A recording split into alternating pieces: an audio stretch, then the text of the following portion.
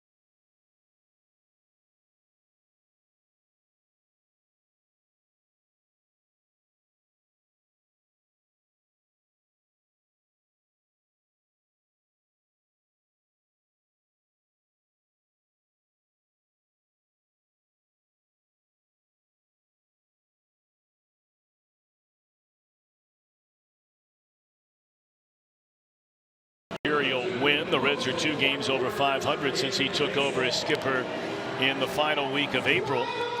And his starting lineup tonight reads as follows. He'll go with Schebler, Peraza, Votto, then Jeanette back at second, Suarez at third, and Winker the DH. Latter third of Barnhart, Duvall, and Billy Hamilton. And really one of the game's elite pitchers when he's healthy, and this is just his 2nd start since coming off the disabled list, and that's Carlos Carrasco. Does not beat himself, Tom. Last year, 200 innings for the first time in his career, 18 wins. He's going to be sharp with the breaking ball, and he's going to keep that sinker down in the zone and try to make you hit it into the ground. Schebler, it's been a feast or famine first 2 games of this series as he looks at a pitch off the inside corner to get this one started, ball 1. In the first game of the series here on Monday night, Schebler had 4 hits, drove in 3 and hit a 2-run home run. In the game last night, 0 for 4, struck out 3 times. He did draw a walk. 1-1. You know, the one thing about Carrasco, even for a guy who throws hard, gets a lot of strikeouts, his control is sensational.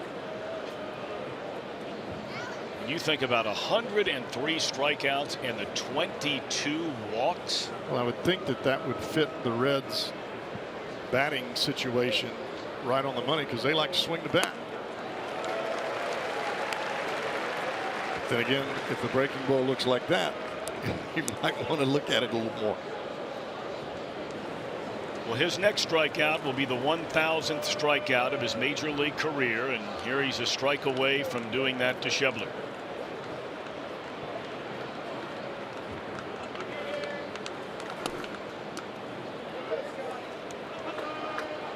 Blessed with another beautiful night here, beautiful day in Cleveland. Temperatures reaching just the high 70s along the shores of Lake Erie this afternoon. Boy, what a beautiful, beautiful night. 2-2 pitch. And that's strike 3 called, and that's strikeout number 1,000 in the career of Carlos Carrasco, the 12th pitcher in Indians franchise history to record 1,000 strikeouts in an Indians uniform. Well, comeback fastball right off the inside corner, and it comes right back to the inside edge.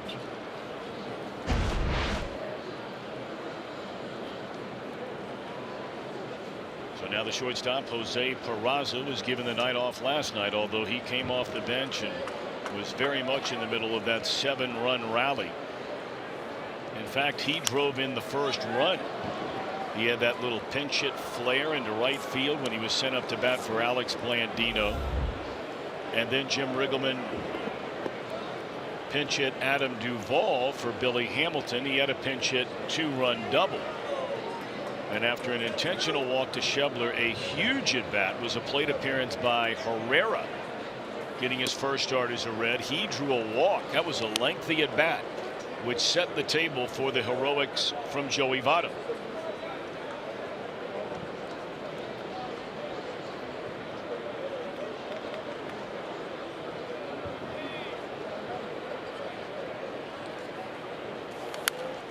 Yeah, there may be a lot of people out there, Tom, that say, what do you mean great at bat? He walked. That was not a big at bat. He didn't drive in any runs. Yes, it was. For a kid making his first start, there are a lot of young players that moment would have been too big for him. He would have tried to expand the strike zone, tried to be a hero, maybe make the third out. You don't get Joey Votto coming to the plate. And that's strike 3 called. Another breaking ball on the inside corner. Well, this Cleveland starting rotation is just about as good as it gets. I know, you know, in Houston they would argue when everybody's healthy, in DC, but my, oh my. And we haven't even seen their best pitcher in this series in Corey Kluber. And yet the Reds have won the first 2 games. Clevenger struck out 11 in 6+ innings. But Clevenger made some mistakes along the way. Not many of those made by Bauer. No. That may be the best performance. It's not maybe. It was the best performance I've seen against the Reds in some time. Struck out 12, allowed 3 hits, no runs, and the wheels fell off. And that's a number of times just on this homestand alone that has happened. Kluber had 8 magical innings in the weekend start against Oakland. The bullpen lost that game. And then the 8 shutout innings last night by Bauer, and the bullpen blows the game. Votto loops one into right field, a 2-out single for Joey.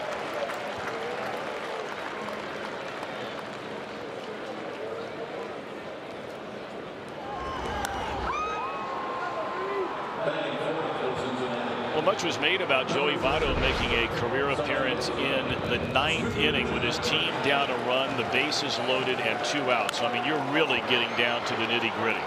The first time in 2012 is when he hit the game-winning grand slam against the Nationals. And then last night, the 3-run double. Big league.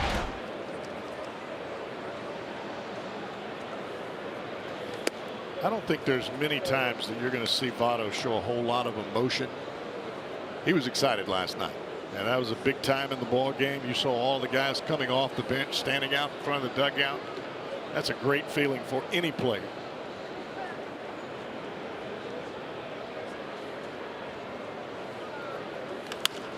You know, one of the things you have to love about Votto in many of the other sports, whether it's football, whether it's basketball, whatever the case may be, infrequently, but from time to time in baseball, is Votto wanted to talk a lot more about the other at-bats that some of his teammates had, like Peraza, like Duvall, like Herrera, rather than his 3-run double. First class, all the way.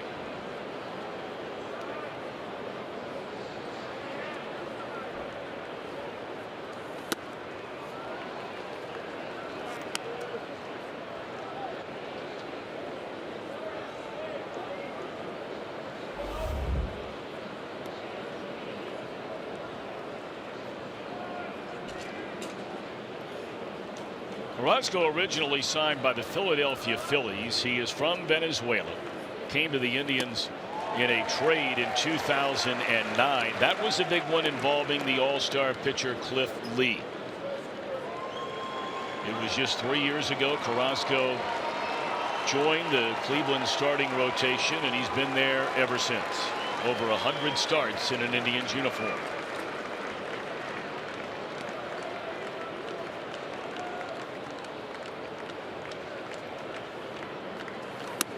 3-2 on Jeanette.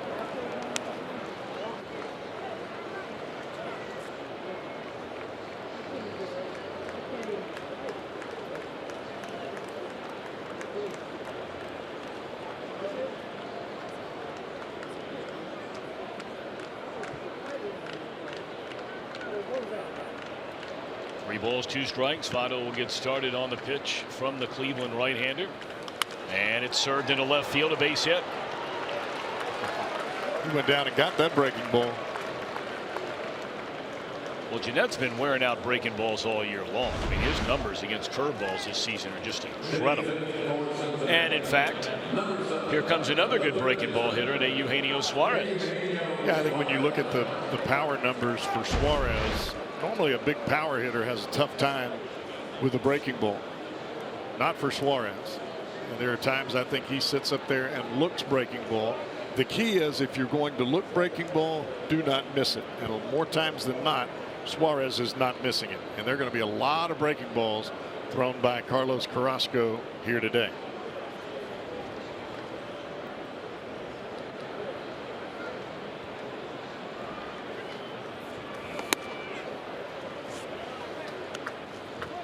We mentioned earlier this is just the second start back for Carrasco after spending 10 days on the disabled list. He went on in the middle of June, came back against Oakland his last start. He lasted 5 1/3 innings and was just short of throwing 100 pitches in that game. 1 ball and 1 strike on Eugenio Suarez. 69 runs batted in, most in the league. Did you see the swing there on that breaking ball? He saw it, he just didn't get the bat to it. Big swing.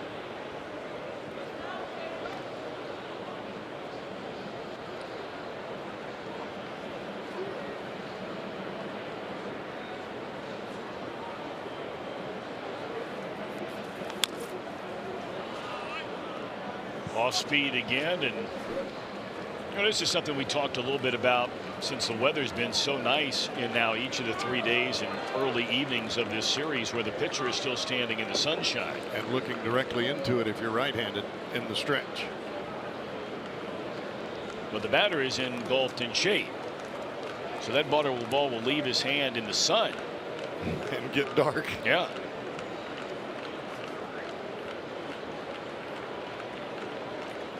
Those sitting on the first base side over there having to shade their eyes on every pitch.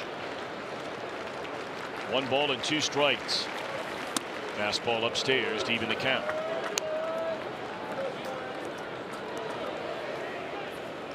Not one pitch here in this at bat has been on the inside part of the plate.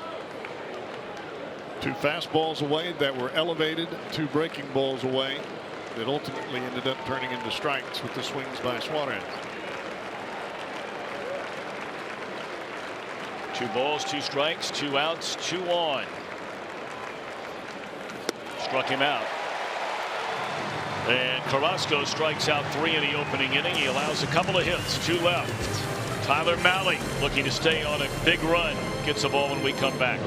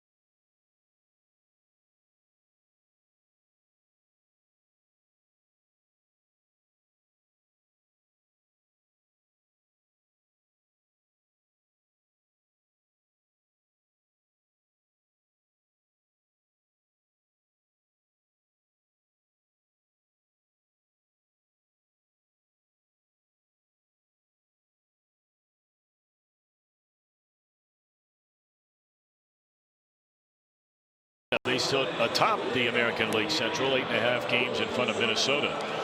Lindor, Brantley, Ramirez just started, then Encarnacion the DH, Yonder Alonso and Jason Kipnis in the middle. Yan Gomes, Tyler Naquin, Greg Allen, the latter third. You go back to the beginning of June the 1st, and Tyler Mahle, 7 starts, a 4-0 record, and a 2.04 ERA, best in the National League, 5th best in Major League Baseball. I would say the young man's getting a bit comfortable, and you like that from your young starters. Get some confidence.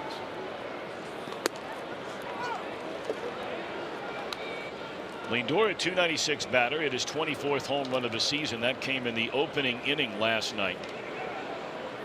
He has 59 batted in. Quickly 0-2. It is interesting with Mahle, though, Tom. You look at his velocities, especially in the first couple of innings, and then as the game moves along, his velocity will begin to rise, especially if he gets runners on the base paths.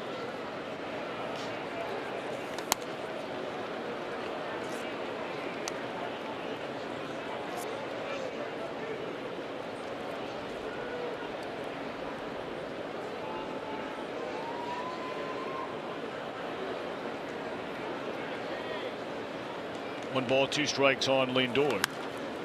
Straight up into the air, and that one will drift in amongst the fans.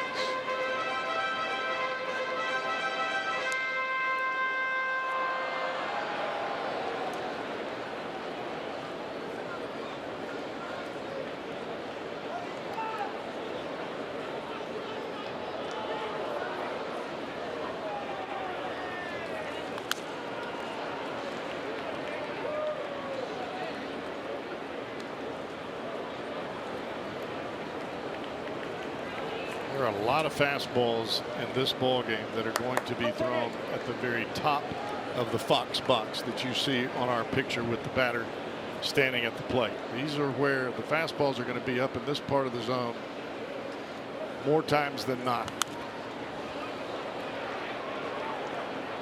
But what makes Mahle different is that when he starts his breaking ball, instead of starting it at the bottom of the strike zone and taking it into the dirt, he will start it right in the middle of the plate within the strike zone, and then the ball goes down, and that's why he induces swings.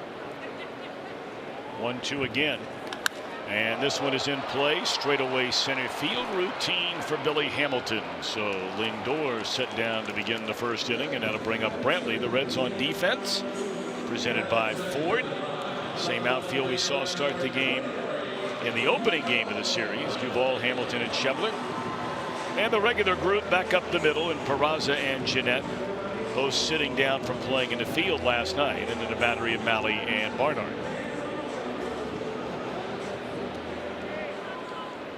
Brantley, a .304 batter, 11 home runs, 50 batted in, had a hitless game here last night after reaching base 3 times, 2 hits and an RBI on Monday.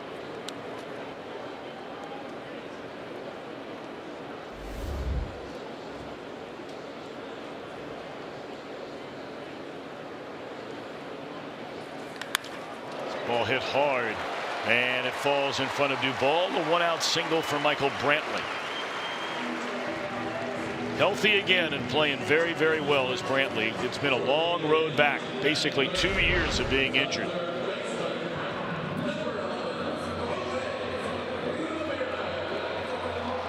And a good high ball hitter is Michael Brantley. That fastball up, running away from him.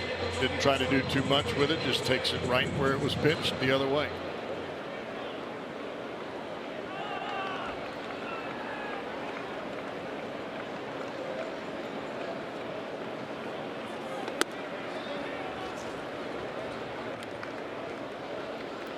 Jose Ramirez will be the starting third baseman for the American League's All-Star team for a second straight year. That game will be on Tuesday night in D.C., and we remind you that game will be on Fox. 25 home runs and even 60 batted in. Like Lindor, he clubbed a solo home run in the first inning last night, and he has launched another one in the first inning tonight, 2-0.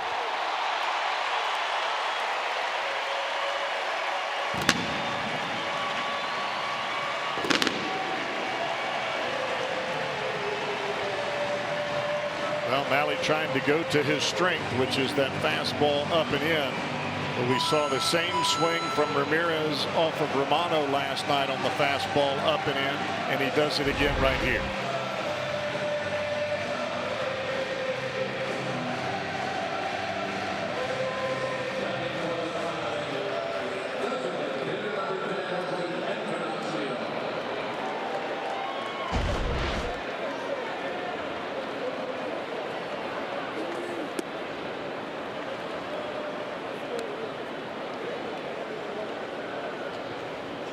So a 2-0 Indians lead, a single and a home run after the first batter Lindor was retired, and now it's Edwin Encarnacion, and that one I think skipped right into the Reds radio booth. I think that went right past Jim Day. Holy Moses.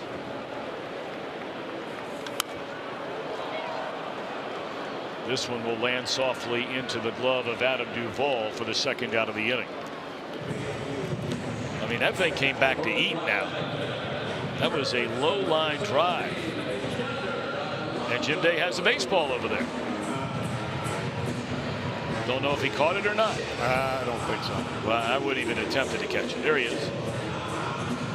Over on the radio side tonight with the Hall of Famer Marty Brennaman.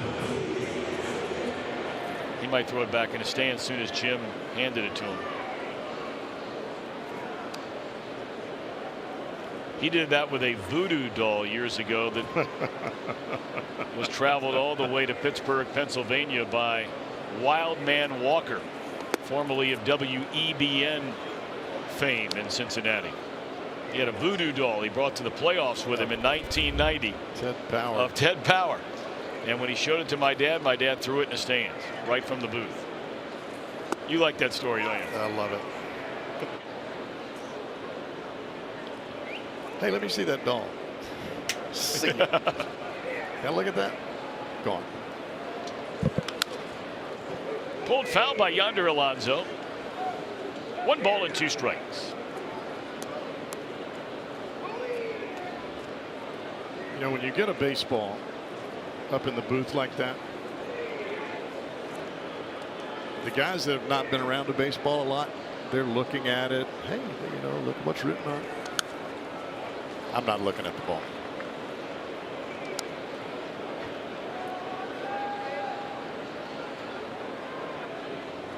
It looks like they're fishing for somebody maybe they could throw it to. The problem here is there's not a level directly below us where it would be a little flip to some kid sitting in the stands. Drop a hand grenade. Yeah, that's right. I mean, we're sitting probably a good, I'm guessing, 50 feet, maybe more. Well, the netting is right below us. Oh, that's right. You're right. I didn't notice that. So you couldn't even do it if you wanted to.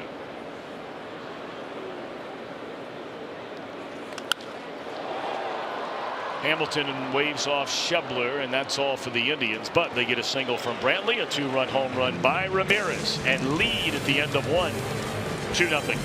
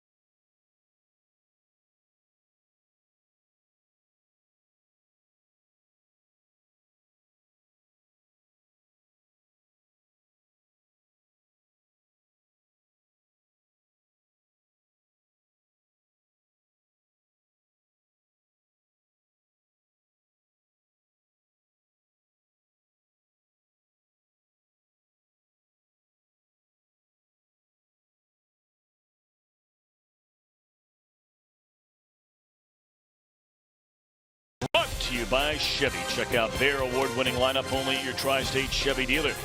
By Skyline Chili, feeling good, it's Skyline time. And by Buick, get $5,500 purchase allowance on most Buick Envision models. 2-0. On a 2-run first inning home run by the Cleveland third baseman Jose Ramirez. Jesse Winker, Tucker Barnhart, Adam Duvall against Carrasco here in the second inning. And there goes the bat, well beyond the first base coach, Freddie Benavides.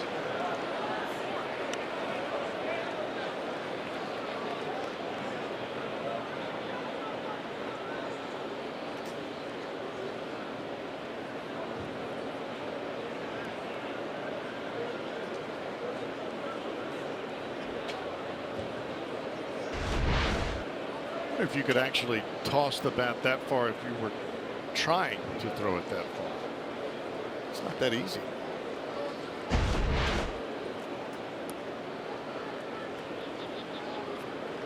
It's a good question.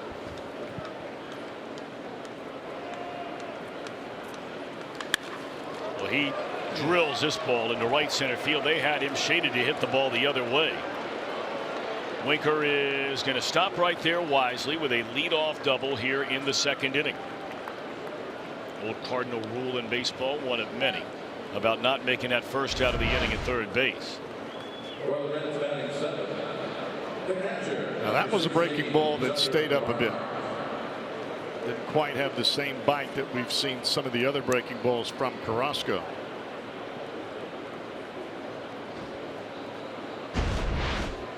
But when you throw a lot of breaking balls, not every one of them is going to be perfect. And that's where the Reds have to cash in. All right, here's Tucker.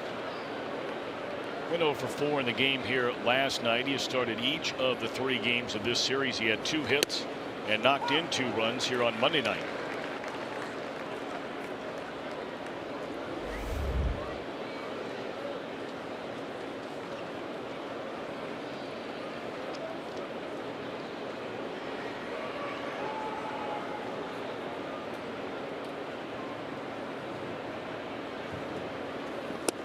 10 of the 14 runs the Reds have scored in the first 2 games of this series have come from the 7th inning on.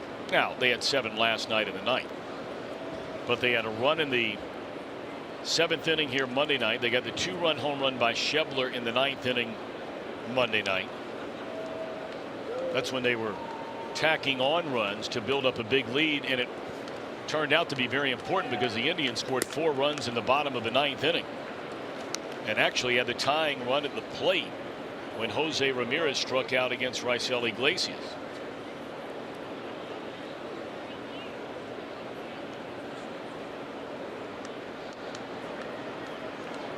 I think that's one of the things that the Reds have been quite good at, is adding runs even with the lead. This will advance a runner down to third. Barnhart is thrown out by the charging Ramirez. And Winker stands at third with 1 away for Adam Duvall. We look at the Indians on defense, presented by Ford. And it's the same group they've run out there, except for pitcher and catcher, every game of the series. Gomes started the opener, back in there tonight. We've seen Clevenger, we've seen Bauer, now we see Carrasco.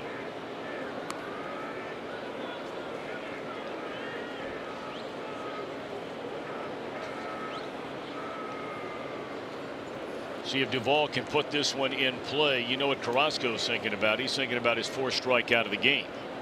Well, you've got the middle infielders playing deep. They're going to give you the run if you hit a ground ball up the middle. At the corners, they will have play at the plate.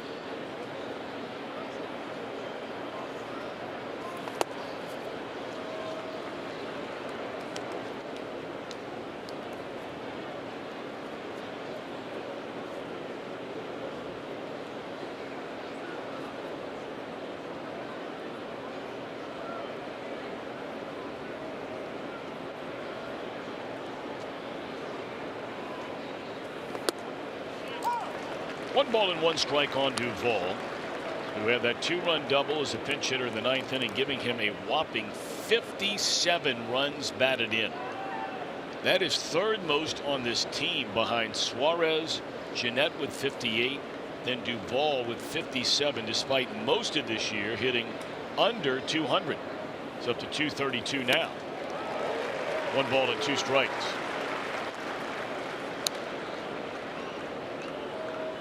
See, 33 of the 57 have come on the road.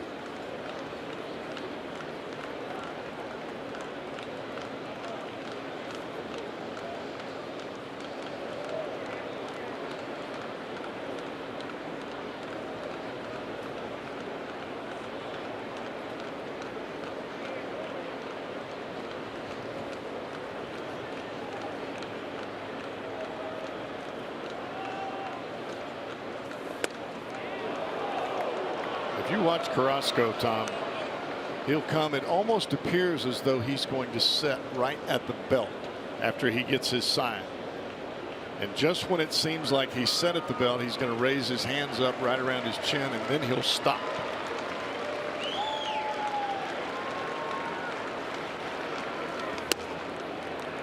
There are a lot of teams that have complained about this type of mannerism with runners on base, because you can only stop once. You can't stop twice. The key word in describing the balk is the word deceive. Yes, exactly. Deceiving the runner. And there is no question this is deception.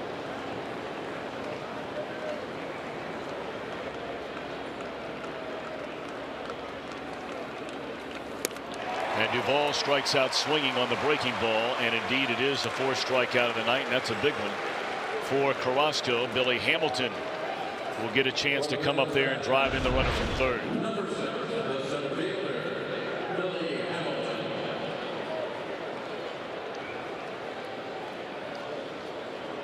I think part of Carrasco's initial pause there at the belt is trying to get his grip on the breaking ball or changeup or fastball. Then he comes set up top, but it appears as though he stops twice. Sure does. Stopping right there, and he stops again.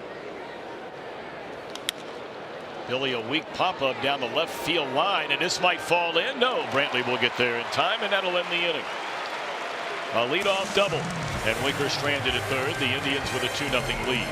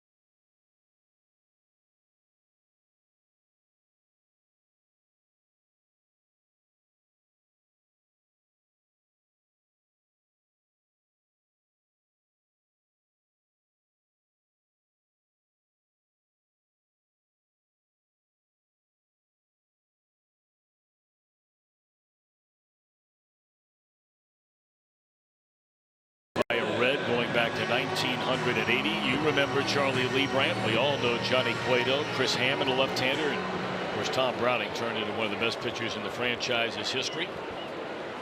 And Tyler Mahle trying to get to that number 8 alongside Charlie Leibrandt. He trails 2-0 as the Indians bat in the second inning. Strike one to Jason Kipnis.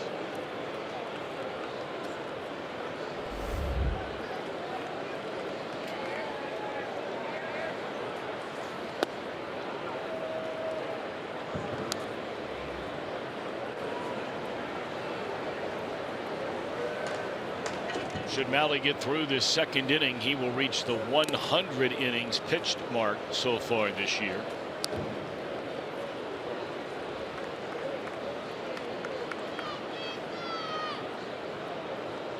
And this being his 19th start of the season.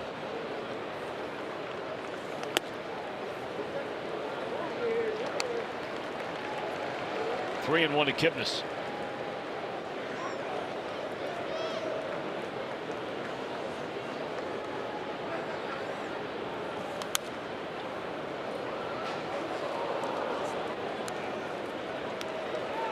You go all the way back to, we talk so frequently about the Reds being 3-18. They were 3-15 when Jim Riggleman took over those first 3 games. The team played a series in St. Louis. They were swept there, sending the team to 3-18.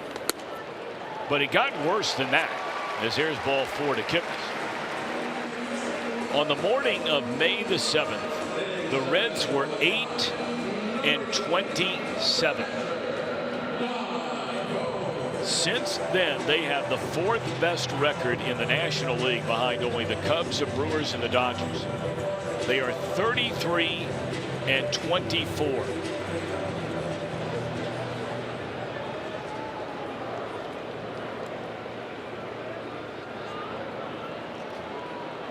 They have been a really fun team to watch. Starting pitching's gotten a little bit better. You can't say considerably better, but certainly considerably better than when you were 8-27 and you had guys like Bailey and Finnegan, and they were in the starting rotation at the time. But I mean, look at some of these numbers. 5 over since the 3rd week of April. That's what's astounding. I mean, we're not talking about just like a month. We're closing in on 3 months of very good baseball by this Reds team, but not for the 3-18 start. Well, I think there was quite a bit of a transitional period between Brian Price and Jim Riggleman, as there would be any time that you make a managerial change. Players have to get used to the new manager, his managerial style, his personality, and what changes he's trying to make, because Lord knows there needed to be changes.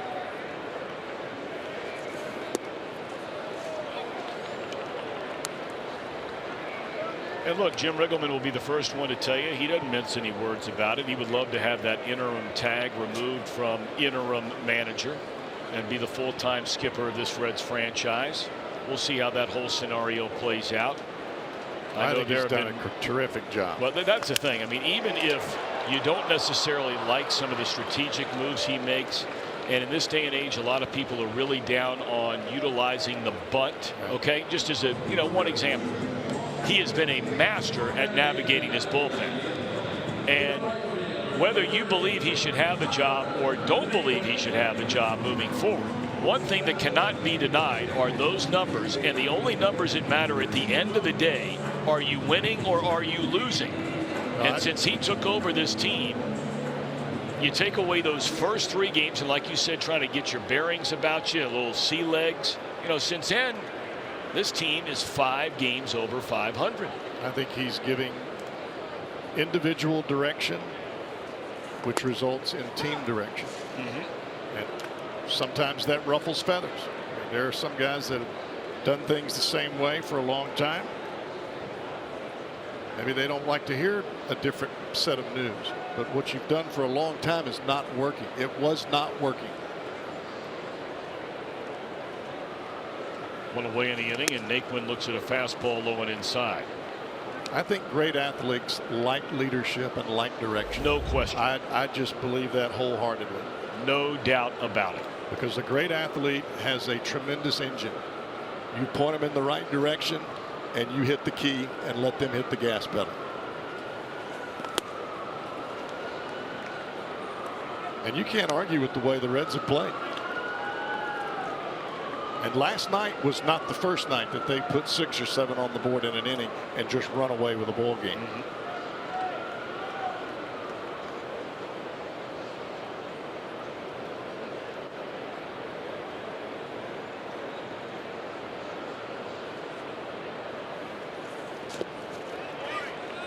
I think there was a general expectation coming to the ballpark. God, what is going to happen wrong today? You can't win like that. This whole mindset has changed on this team. And again, those are the things that maybe you can't quantify, you can't qualify. You know, you have to really watch them play every day, or go about their business in the clubhouse, or watch them the way they get off and on the team plane and the team bus. And yeah, there's some Freudian stuff here. There's no doubt about it. Yeah, but this is now a team where it was not before. And that's the point I'm making, is that you can disagree with strategic moves. And I don't think there's ever been a manager in the history of baseball, Tony La Russa, Walter Alston, Sparky Anderson, whoever you want. They make moves that not everybody's going to agree with. You may not like the bunt, you may not like this, you may not like that, but you can't argue with an astonishing difference, an attitude about this team, and then you compound that with winning games. It's been a different ballgame. Well, Mahle now all of a sudden walks 2 batters here in the inning. And this is where we've seen Mahle when he hasn't been in his best. A lot of counts where he'll get ahead 0-2, 1-2, then it's sort of nibble, it's 3-2, and then you have a walk or, you know, base hit, whatever it might be. Well, you've got a boatload of left-handed hitters in this lineup. Mahle likes to take the fastball and run it to the outside corner for a strike. Right now, he's starting it on the outside corner, and it's running off the plate.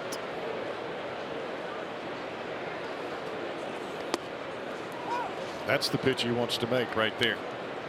Started middle away, it catches the outside corner.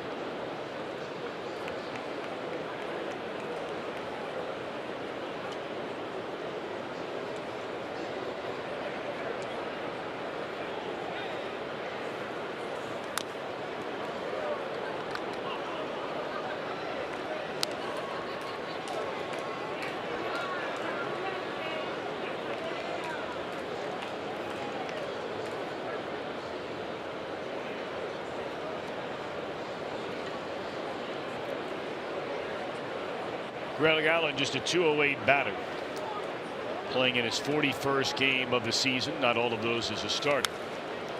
And it's 0-2 on Allen, number 9 hitter in his Cleveland order. Good crowd tonight.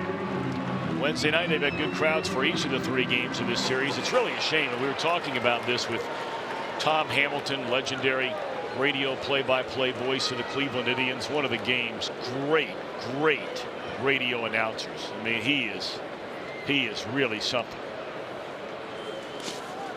I mean, it's just become such a shame here in the last number of years where the Indians and the Reds are not meeting. There's Tom Hamilton.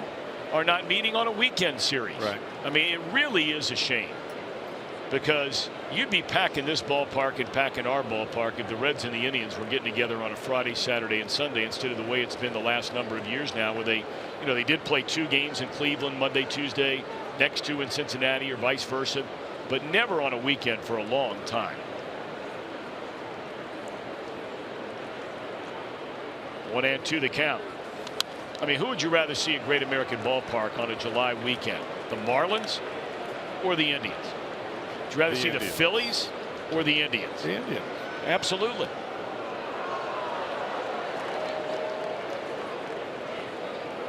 I think the families and the fans would tell you the same thing in the state of Ohio. No doubt about it.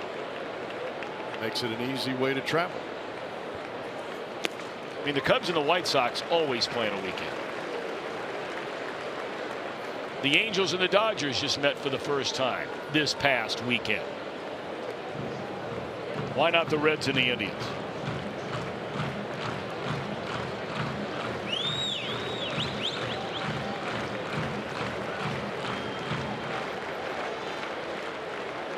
Here's a 2-2. Hamilton will wave off Duvall, and that's a second out of the inning.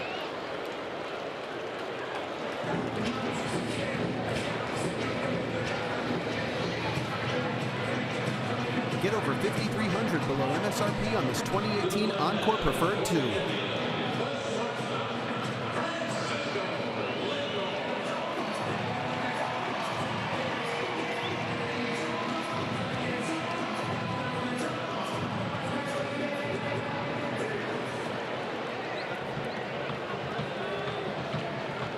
So back to the top of the order in their standout shortstop, Francisco Lindor.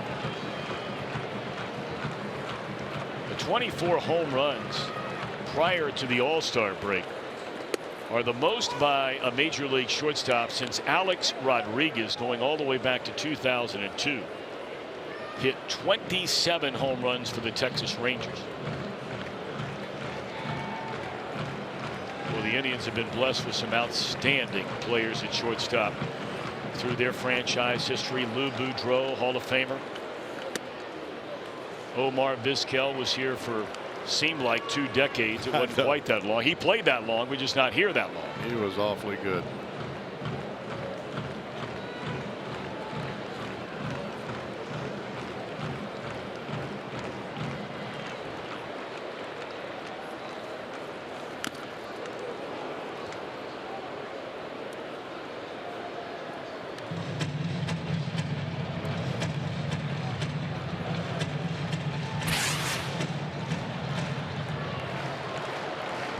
'50 or more extra base hits, scoring 80 or more runs prior to an All-Star break going back to 1933. How about some of the names on that list?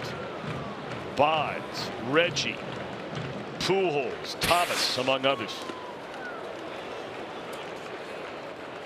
We're talking about some of the greatest players in the game's history.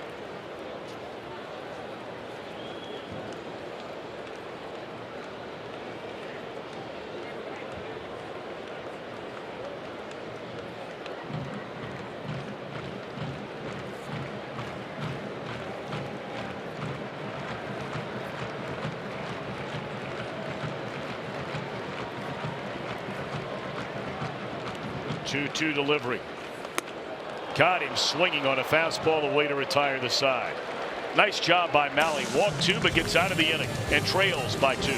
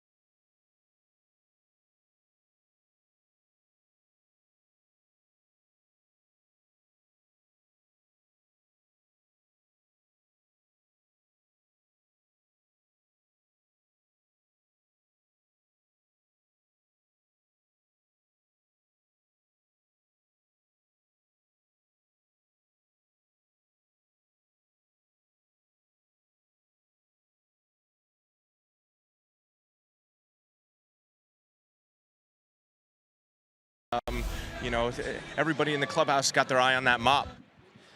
Well, that Joey Votto interview talking about winning the Ohio Cup Most Valuable Player or Most Outstanding Player and more can be found at Fox Sports Ohio's the Instagram account. Keep up to date with the game highlights, interview, and unique moments on and off the field with the Reds. Follow along at Fox Sports Ohio on Instagram. That's Fox Sports OH on Instagram. Gentlemen. All righty, Pick. Thank you very much. Top of the order for the Reds, trailing 2-0 here in the third. Reds about hit them 3-2, but the Indians got a single and a 2-run home run from Ramirez in the opening inning, and that's all the scoring in the game thus far.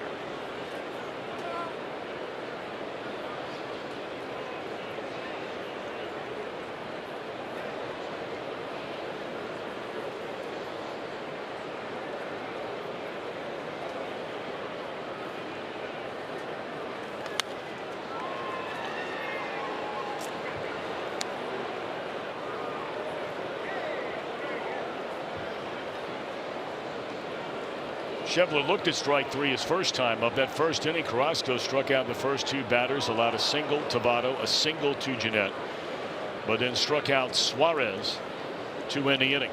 Now waiting on Schebler to get back in there.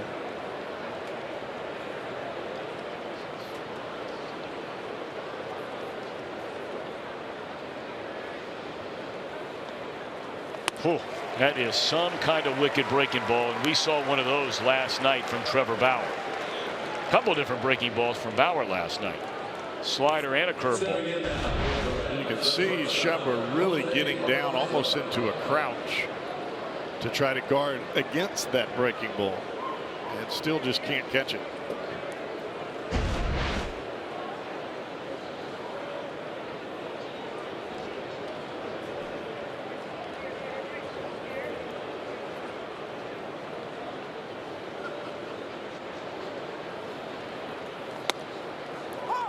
See, that breaking ball there, that's the one that wears you out as a club. And you can flip it over there for a strike. It's the same miles an hour that you're seeing the one that dives down and away. But as a hitter, you know he can throw it for a strike. So as soon as you see that spin or that break, you're not sure whether to swing or not. Some bad luck right there for Peraza. He went to check his swing. That was a pitch up and in, but it caught a piece of his bat to fall behind 0-2.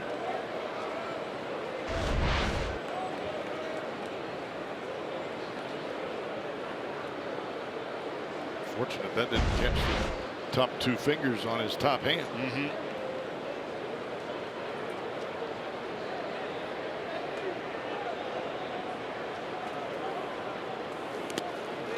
Breaking ball in the dirt, 1 ball and 2 strikes.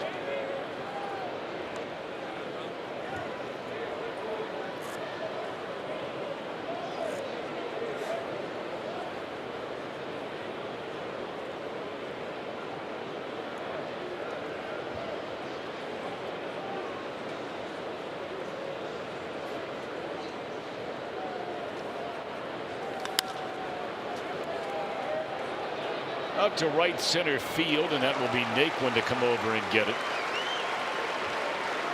And Carrasco retires Schebler and Peraza to start this third, as he did in the first inning, and now he'll face Votto at a single into right field in that opening inning.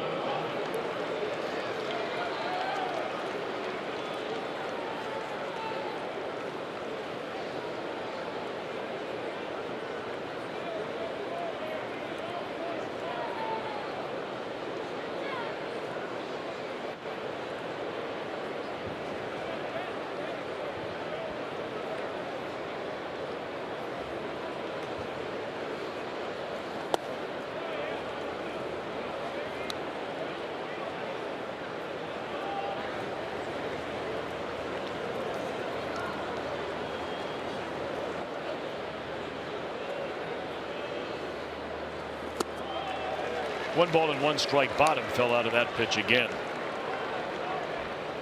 Boy, this Indian rotation, and I know I'm starting to sound like a broken record, but man, if you go into a 3-game series and you're going to face Kluber, Carrasco, and Bauer, you better have some kind of answer.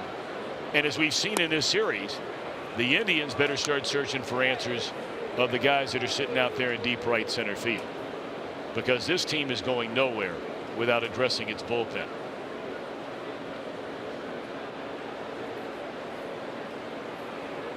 I think if you were to really have an open and honest conversation with Terry Francona, he would tell you he's probably riding his starters already a little bit harder and a little bit longer than he would otherwise if he had guys down in that bullpen getting people out. I would say you are correct. Votto can't believe that call. Ryan Addington is a home plate umpire. You be the judge.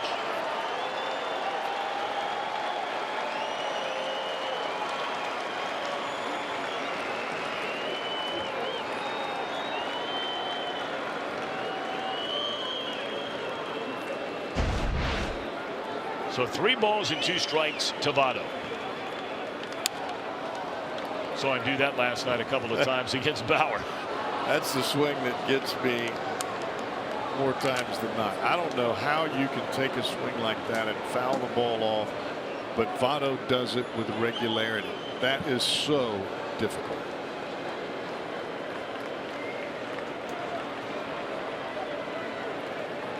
Three balls, 2 strikes once more to Joey, and Carrasco coming in there again. Tailing fastball, checks his swing, did not go around, so he'll draw the walk after all. Carrasco is already making his way back to the dugout. He thought Votto went around, and that's his first walk. Just his 23rd of the year in nearly 100 innings.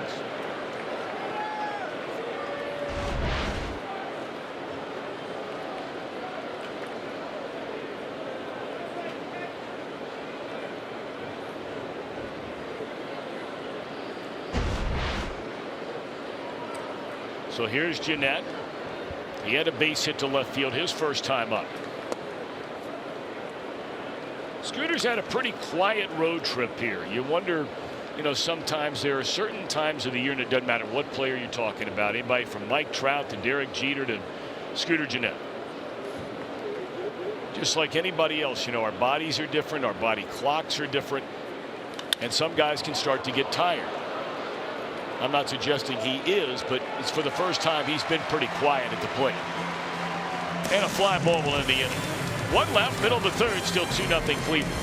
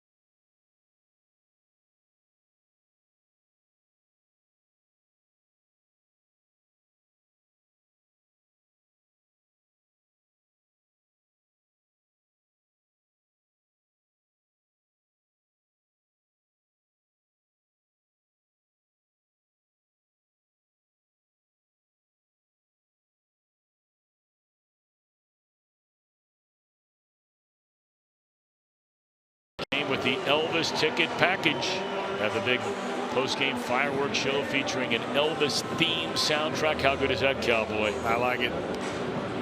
This limited edition bobblehead is only available through this offer. The King. Thank you very much. Your family was just down in Graceland. They recently. were. They were. They were checking out the velvet. On the wall. You got it. Shag carpeting and velvet. On the ceiling. Shag carpet on the ceiling. Big league crib.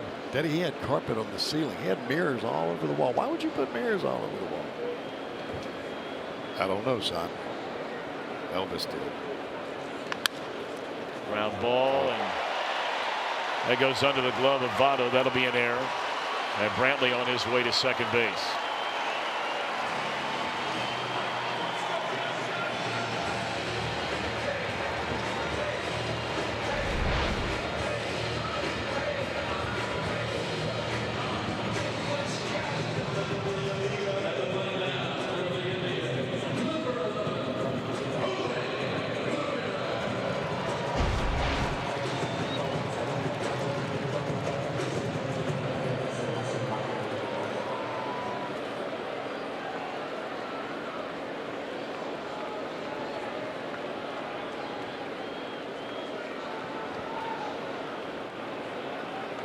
So here's Ramirez, who clubbed that 2-run home run down the right field line. The only 2 runs scored so far in this game, and we're in the last of the 3rd inning. StatCast powered by AWS. Exit velocity almost at 107 miles per hour coming off the bat of Jose Ramirez. His 26th home run of this season. Oh, what a player this guy has turned into. And really, it all began in the year they reached a World Series 2 years ago. Remember, Lonnie Chisenhall used to be their big, highly touted #1 pick third baseman. And the more and more Ramirez got a chance to play, the more and more he made the most of those chances. And by midway through the year, he was the everyday guy. Chisenhall battling through injuries. And then he had the monster postseason. Did Ramirez. Comes back last year, has a big year, starts in the All-Star game, and now he is a fixture, batting 3rd in this lineup. 2-1 pitch. 3 balls and a strike. If you're pitching to a guy like Ramirez, it's very similar to a guy like Mike Trout. Guys that have shorter arms, that are muscular and really built, they get to that inside ball about as quick as you can get to it. And with that upper body lean over the plate like you see from Trout and from Ramirez, they'll cover the outside one as well.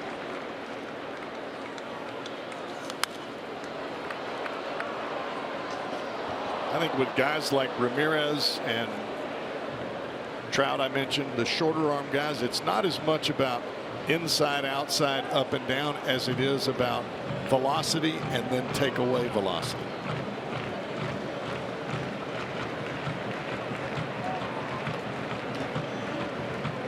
Because when you take away the velocity, a lot of times the short arm batters will run out of bat. They'll swing and get through the plate too soon.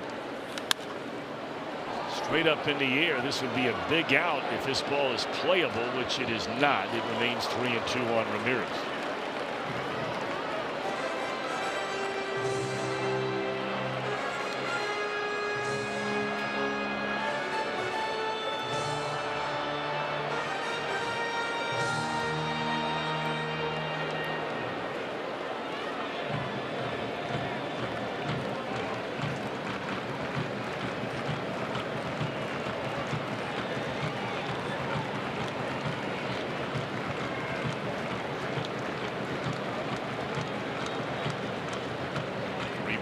Strikes on the Cleveland third baseman. Runner at second, nobody out.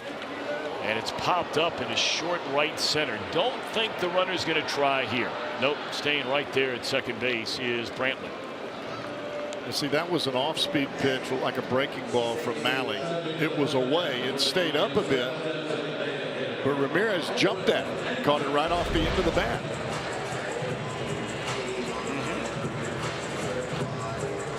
Now, if you're a Chris Bryant kind of hitter right there, that's a souvenir. He's hitting that thing in the second deck. But you have to know the difference between a guy that has great extension and a guy that's short arm, can get to that ball quickly on the inside part of the plate. That's the way that Justin Bour was. There you go. This big guy, but short armed and very muscular. Boy, he'd hook stuff into right on pitches inside, hit at 8,000 miles. And we don't see them play a lot.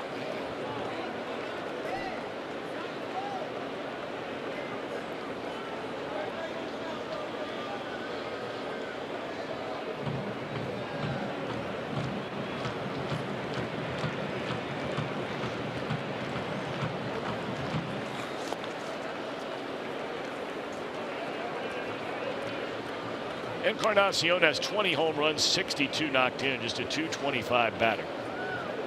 When you watch that front hip of Encarnacion, his back pocket is heading towards the third base coach almost on every swing. He is trying to hook everything. If you come in off the plate and let him hook it foul over the dugout.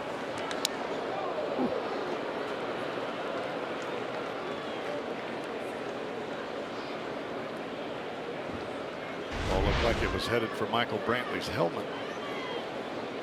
Close.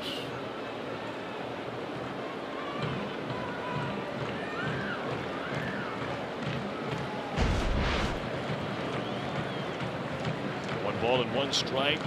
Joey Votto error allowing Brantley to reach second base to begin this inning. And a line drive into left field will advance the runner 90 feet. They'll hold him there. Duvall gets to the ball quickly and hits a cutoff man. They're on the corners for Yonder Alonso.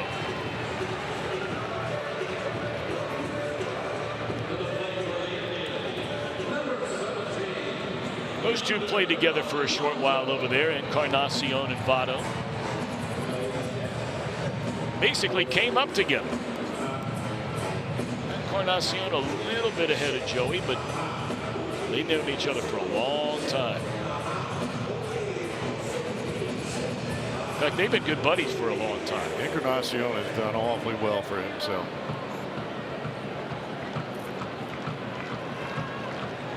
You listed off some of those home run numbers yesterday. I mean, he is just.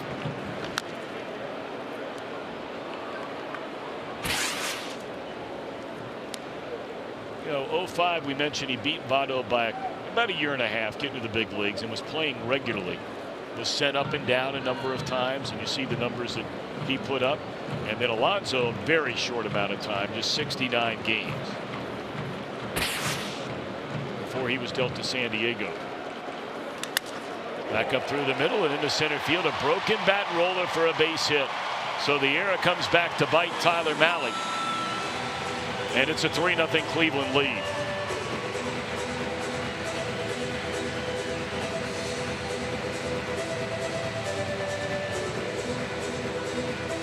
The first 5 hitters in this Cleveland batting order with 50 or more runs batted in. That's number 50 for Yonder Alonso.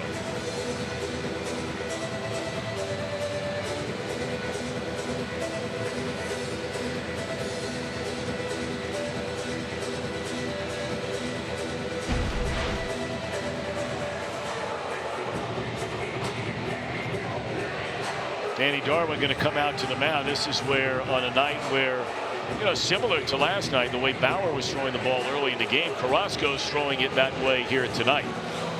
And you don't want to have to rally from 4 runs down, 5 runs down again. Try to keep it right here at a 3-0 game.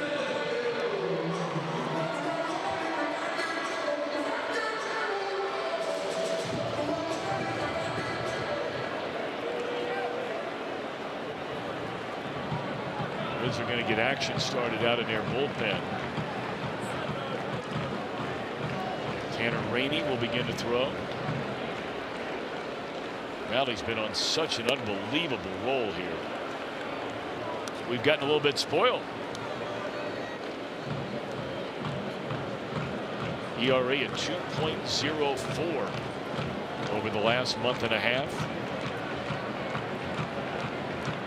He has not lost a game since the Cubs beat him on the 20th of May. The team has only lost 1 game that he started since then, and that was a 5-4 11-inning game against Atlanta when he lasted just 5 innings of that start. Talked about the lowest ERA among starters in the National League and the 5th lowest, just behind Bauer, among all major leaguers.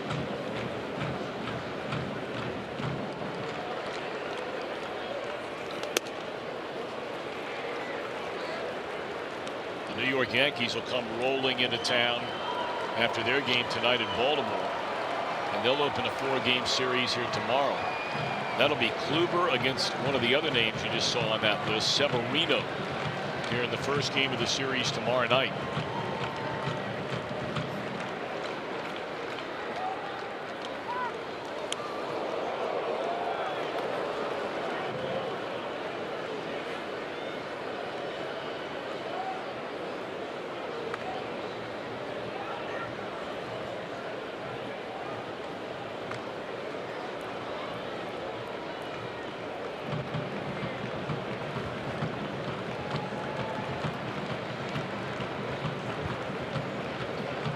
1 on the count on Jason Kipnis. Kipnis walked his first time up. You see where Tyler Mahle is living against these left-handers, all down and away. It's hard to be perfect out there every single time.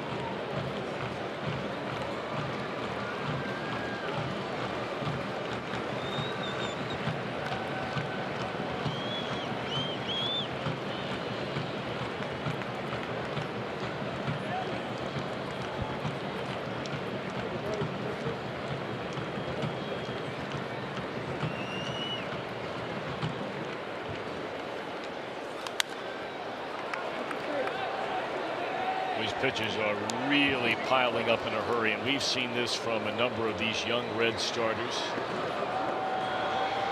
Romano, Castillo, Mahle. Saw it with Brandon Finnegan. Was here for a short time. Closing in on 70 pitches, and we're 1 out in the 3rd inning.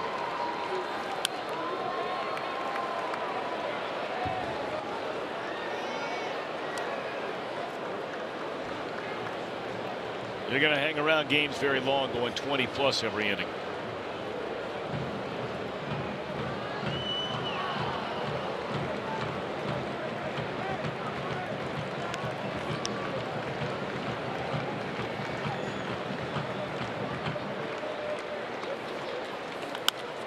Hooked into right field, and it falls in front of Schebler. He's going to throw to second base. Well, maybe not. That was actually 20 feet to the first base side of the second base bag. I think Schebler came up thinking he was going to have to throw to the plate, and then realized he had to play at second base and just spiked it. You can see his body and his eyes look towards home plate. He just threw it, well, kind of in between second and home.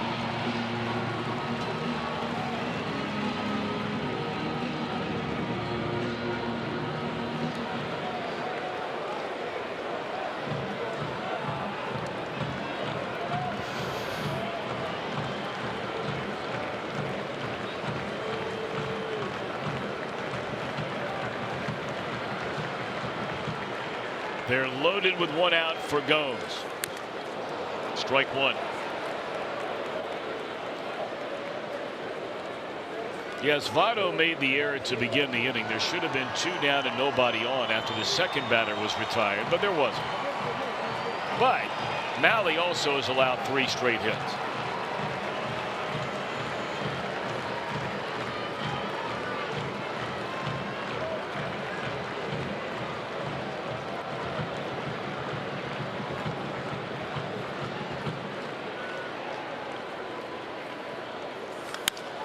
Make it 4 straight hits. They're going to wave a second runner to the plate. And here's a throw. And safe as a call. 5-0 Indians.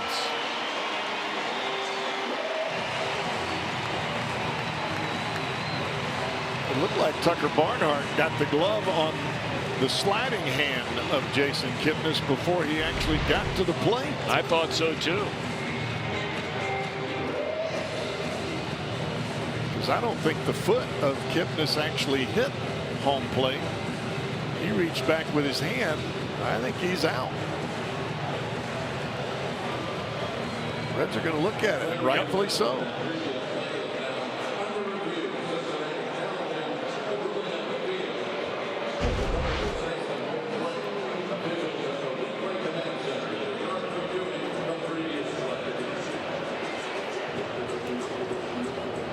Ruling on the field as the runner is safe at the plate, and the Reds are asking for the review, thus challenging that call made by Ryan Addison. The crew chief is Jeff Kellogg. He comes in from second base. That's the way it works on the challenge. Whatever umpire makes a call puts on one of the headsets, and the crew chief puts on the other one. Now the question is there evidence that shows he tagged the runner? I would have thought that Tucker Barnhart would have had a much greater reaction to this play. Well, I think Tucker's back is to the plate. He doesn't really realize what part of the body. Was it a leg that caught the play? Because you tagged him up high. Gotcha.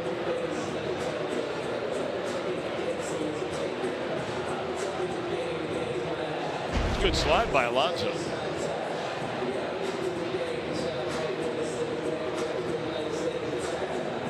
I just think they got him.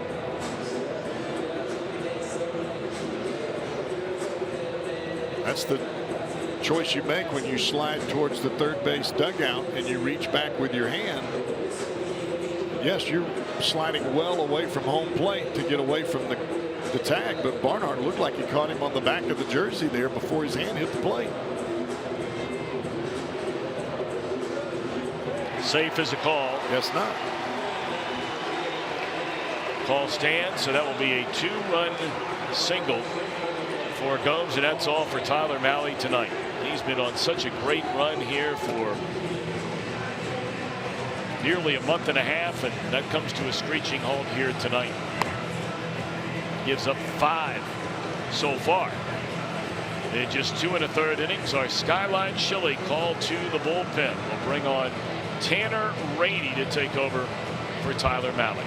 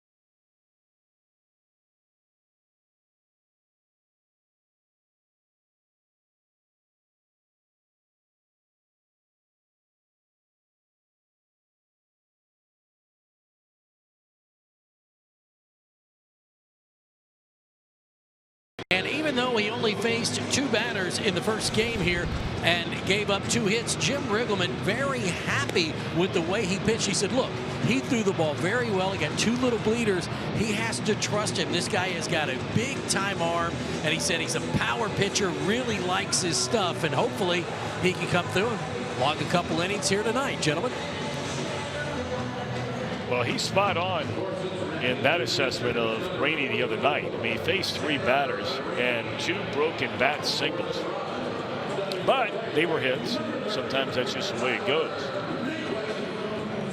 Also spot on about this young man's arm. 6 hits so far, 5 runs allowed. And all of them, except 1 to this point in time, are earned runs because of all the hits consecutively. Mahle gives up hits to each of the last 4 batters that he faces. Walks 2, strikes out 1.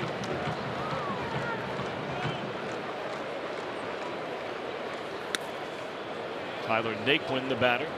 He walked his first time up. It was one of the toughest things for me to learn, Tom, when I first got to the big leagues. Was facing lineups where they loaded up with left-handed batters, because you can pitch down and away a little bit, but at the big league level, guys can hit that pitch, and they're going to hit it more times than not. Off the glove of Votto, everybody's safe.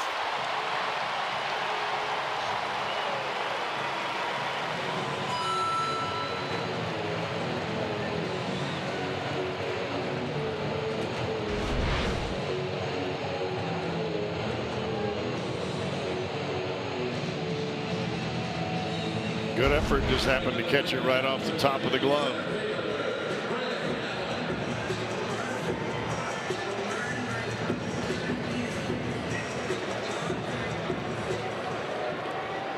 That'll make it a 6-0 game.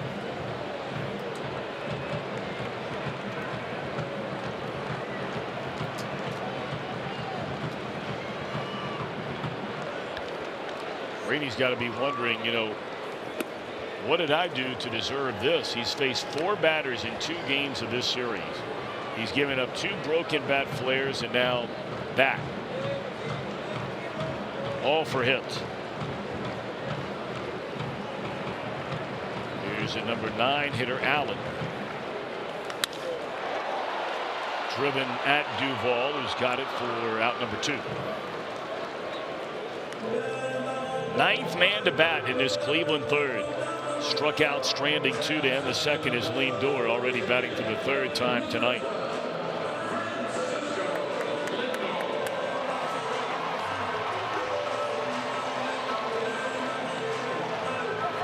Cubbies lost earlier today. 5-4 to the Giants. Giants are starting to play good baseball. Giants are now 3 games over 500.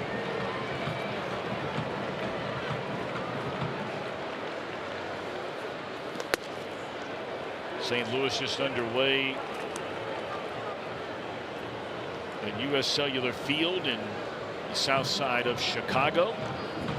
And Milwaukee an early lead down in Miami. 1-0 the count. See the Cardinals a couple of series coming up this weekend, starting on Friday night and then on that homestand to begin the after we play Pittsburgh. After Pittsburgh, before the Phillies. 1-1 on Lindor with 2 on and 2 out. 4 runs in.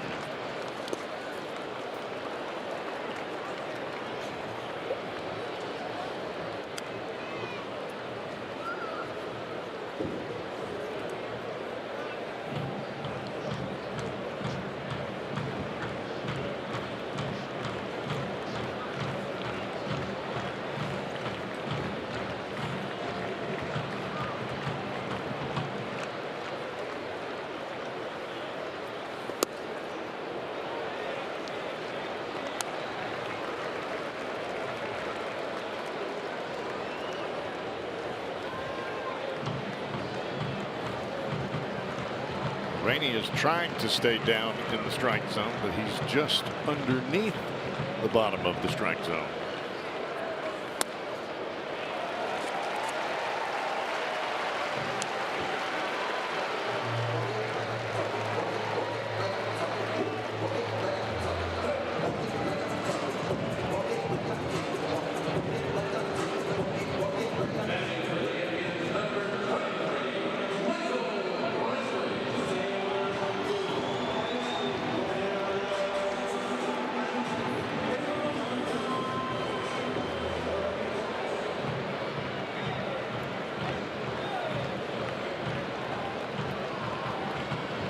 So this inning continues. It began with Brantley hitting just a bouncer up the first base line. Votto played the ball off to his left, and it just slipped right underneath and went into right field, and Brantley wound up scoring the first of what has been a 4-run Cleveland third inning.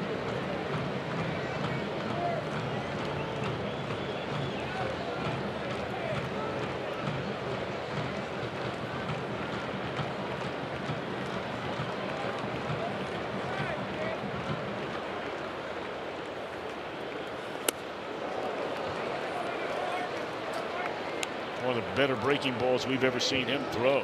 Well, he started that one in the middle of the plate. Got great downward action to it, but if you start that ball down because it's so hard, watch where this ball starts. It's up about mid-thigh and then the bottom falls out of it. You need to take that fastball and run it right up there by his hands. That's a base hit into center field. 2 more runs are going to score. It's 8-0 Cleveland.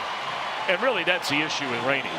There are just too many hittable fastballs, and it doesn't matter if you throw 110, or 90. Well, that was a breaking ball there, and he leaves it in the middle of the plate. The previous pitch, outstanding. This one starts up and it stays up. Yep.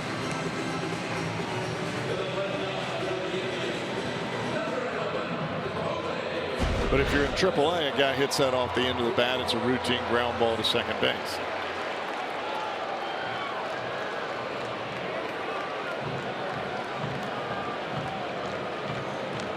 So close the book on Mahle. 7 runs, 6 earned runs. No, that's not correct. Because that out would have been the 3rd out of the inning on the line drive a minute ago. So 4 of the 7 runs are earned.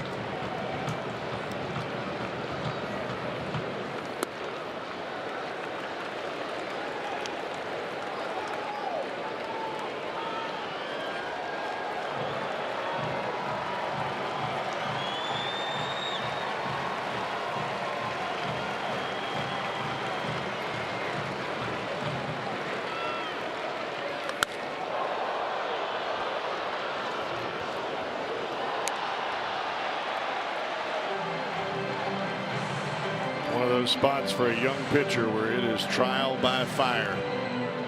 You've got some pretty good hitters in the top of this lineup, and as you said, it doesn't really matter how hard you throw it. You've got to figure out how to move it side to side, up and down, and to bend it as well.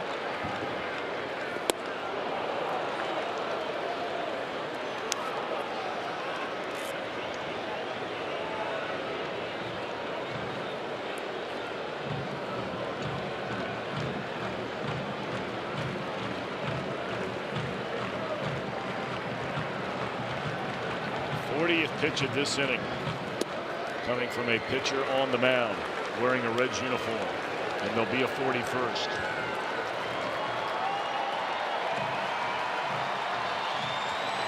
Pirates winners earlier today, and one of the great mysteries in all of baseball, the Washington Nationals. After 92 games, they are a 500 team. If that's fair, it's out of here. Bye-bye.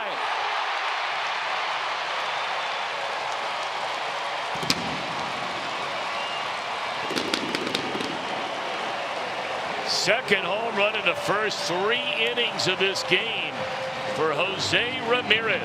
Wow. What a player this guy's turned into.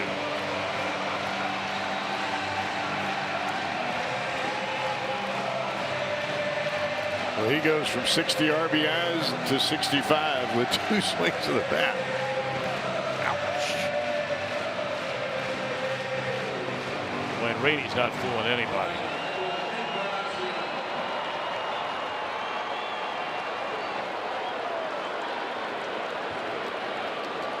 (11-0) Cleveland, a 9-run 3rd inning.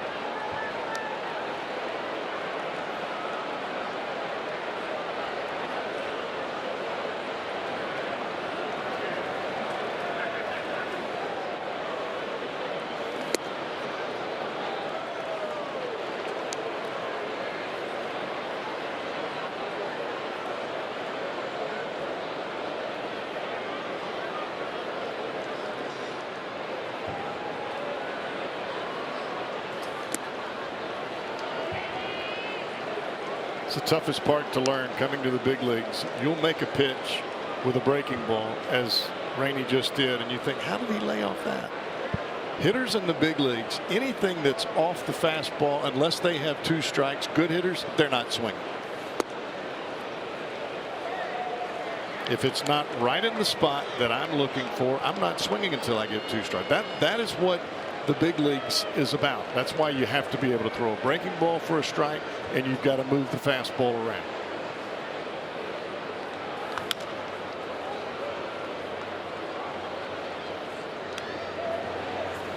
Because the ball that Ramirez hit was underneath the strike zone. It was 98, and he hit it in that second deck down the right field line. He's looking fastball from the get-go.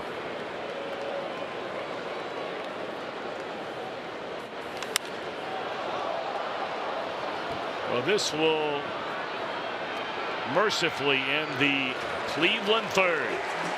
They will stand and cheer. A 9 spot.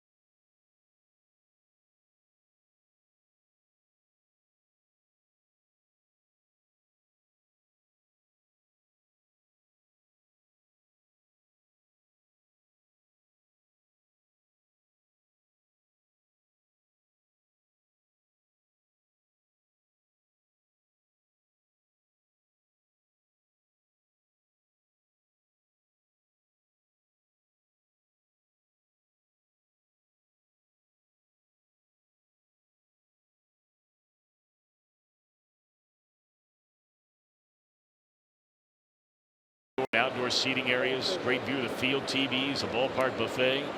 Book your next group outing, 35 to 45 in the Norcom Super Suite. Visit reds.com/groups. A super third for the Indians. Not so super for the Redlegs. A 9 spot for Cleveland.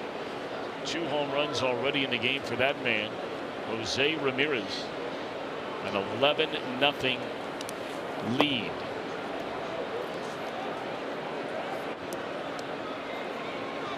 Seemed to be a lot more excitement when the Reds scored their runs than when they just scored 9.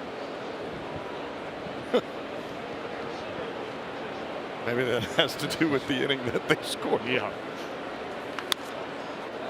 Foul by Suarez. Now I'm having a hard time understanding. They're putting that older gentleman down there. And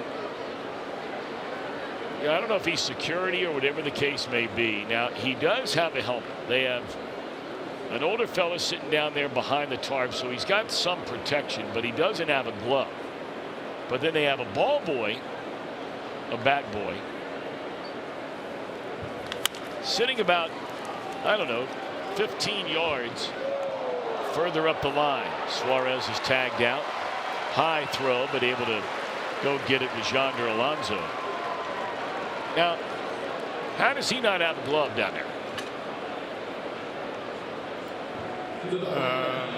I'm going to venture a guess that maybe that's not his job. Maybe he's just like a security in case somebody runs on the field. And the kid that's just beyond him is supposed to get the ball. It just didn't quite get that far. I'm with you there, but I mean, I'm thinking just for his protection. I mean, that kid has better reaction time than that older fella, you would think, though, right? I mean, he looks like he's about our age, somewhere in there. How's your reaction time these days? All depends on what you're reacting to. That's exactly right. Not as good as it used to be. Right. Let's just put it that way. Fouled out of play by DeWink. Jesse Winker.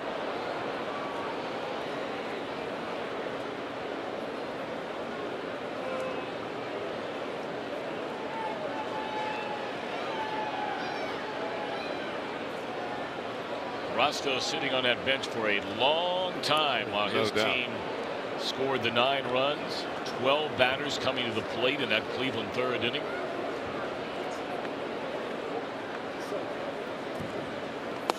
Good breaking ball.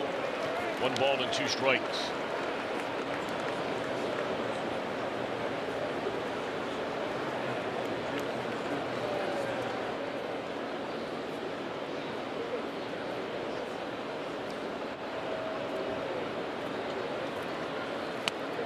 Started 2, looked like he went around, he did. And that's strike 3 on Waken.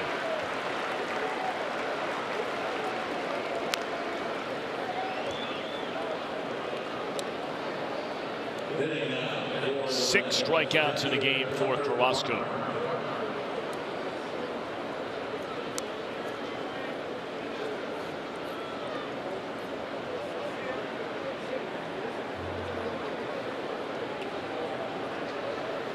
Now, I understand that security guard down the left field line. You know, Fox Sports Ohio is based out of Cleveland. Of course, we have offices and studios in Cincinnati as well. As Buck Barnhart rips a 2-out single into right center field. And, you know, we only come here 2 games a year this year, 3 games a year. And I'm told by Tom Farmer, our executive producer, that that fella right there is very well known, a fixture here at the ballpark. He is nicknamed Ditka because he looks a little bit like Mike Ditka in the face, apparently. And I guess he's good buddies with the longtime TV analyst. Does a great job. Good guy. Rick Manning here with the Indians. So that guy's nickname is Ditka.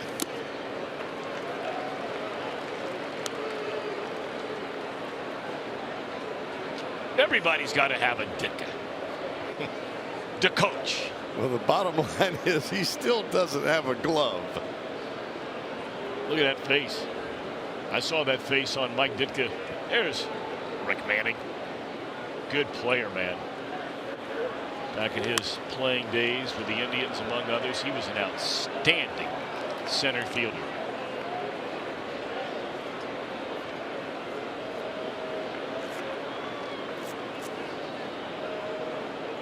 Looks good in that black shirt, too.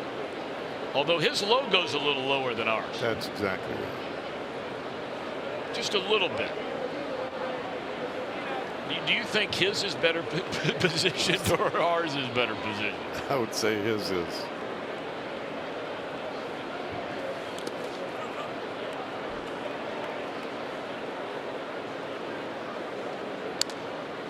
Mine is on my collarbone. I understand. But, you know, maybe that's the new look. Maybe it is. These are new shirts. I get it. You have always been considered, whether it was hairstyle years ago with the mullet, you've always been considered to some level as a trendsetter. And so that one will get away from the catcher. And Billy will tiptoe out of the way as Gomes comes to retrieve it. So Tucker on to second base.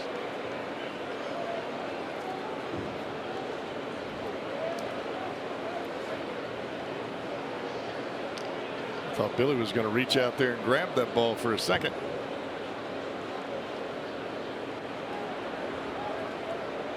It looked like he was.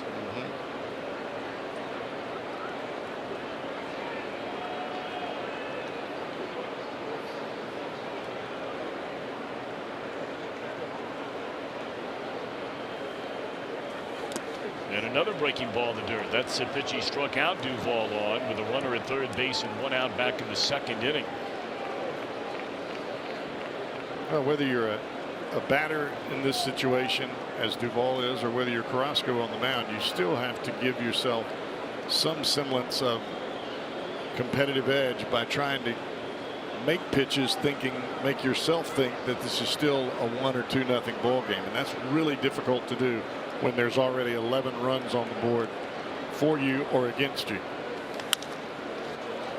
Nice play by Kipnis. Gets to his feet, throws in time to get the runner. That's a good play by Jason Kipnis. Reds still scoreless. Cleveland will bat in the last of the 4th when we come back.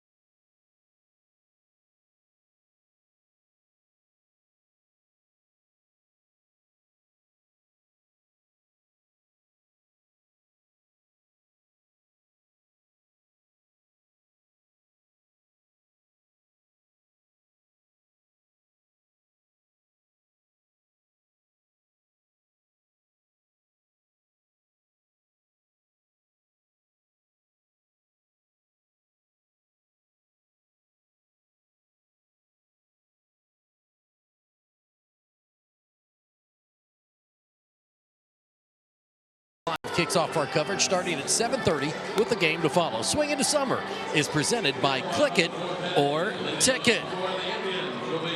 Well, more news on the Homer Bailey front. His next couple appearances for Louisville will be as a starter. He will start Friday's game for Louisville, then 5 days later he will make the start again. And then on the 22nd, he will come off the DL and rejoin the Reds roster. And they say it will be as a starter. He will not work out of the bullpen. So very interesting to see what will happen, guys, over the next couple weeks with Homer Bailey and this rotation in Cincinnati.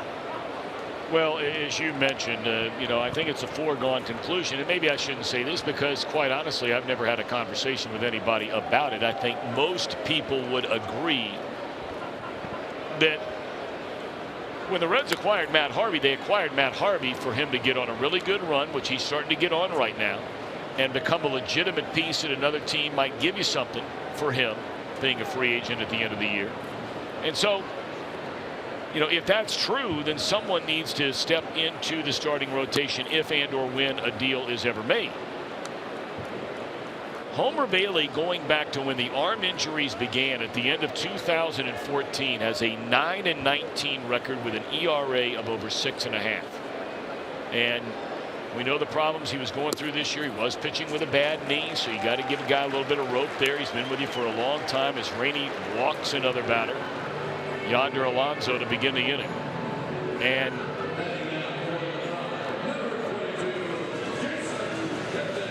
Reds are in a tough spot on this one. I mean,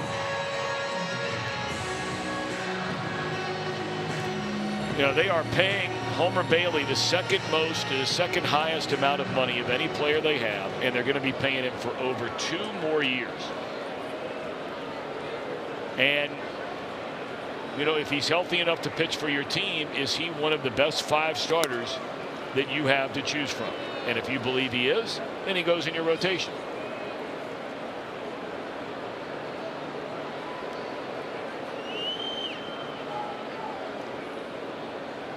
Well, I think the way that the team is playing now, you just expect better results.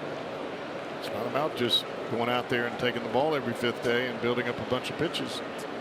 You got to get them out. Give your team a chance to win. Reds are playing good baseball right now.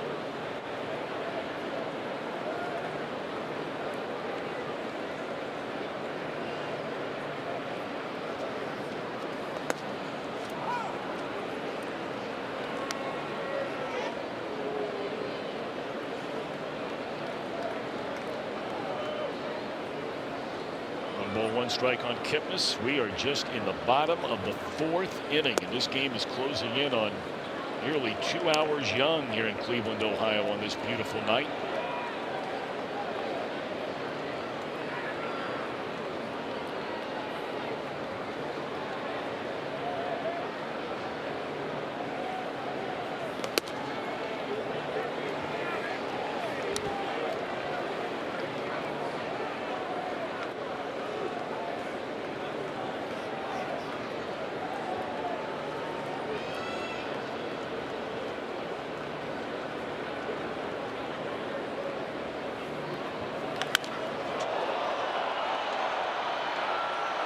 There's a home run into right center field off the bat of Kipnis.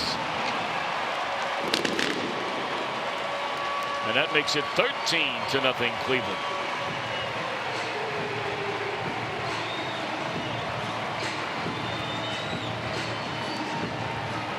Kipnis number 9 on the year.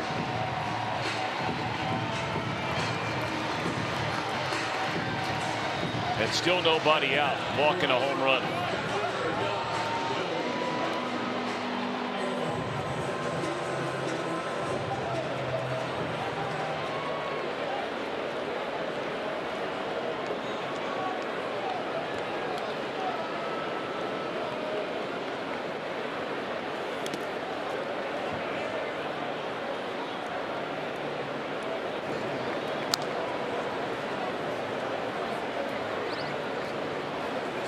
Looks like Jackson Stevens has begun to throw in the Reds bullpen.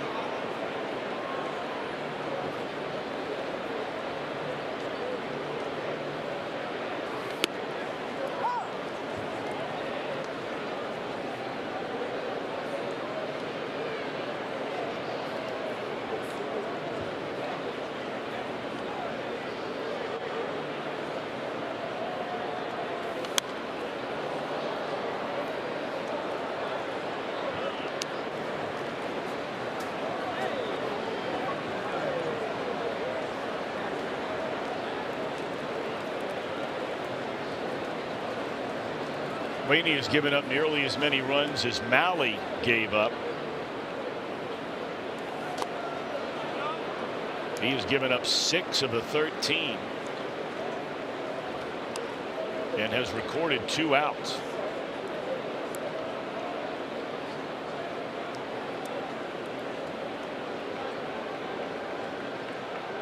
This kid's got a big arm as far as velocity and the ability to make the ball break. But he is some kind of green when it comes to experience up here.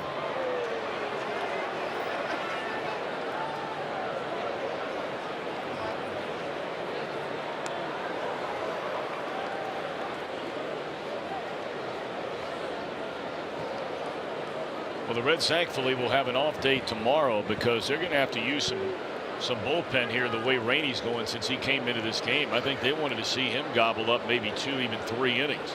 And there is very little chance of that the way this is going.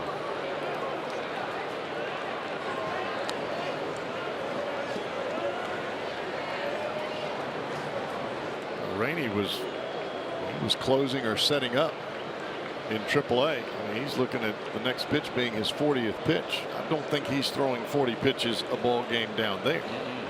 And he completely dominated AAA. But again, it gets back to what you were talking about, some of the subtleties and some of the not so subtleties in differences between major league hitters and minor league hitters. That's why they call it the major leagues. And this guy really, at the end of the day, big arm or not, he just doesn't have any command. And we've seen this before. And it's something you hope that'll come together for him and one day ends up being a rock solid part of your bullpen. But right now he just has no clue where the ball is going with a fastball.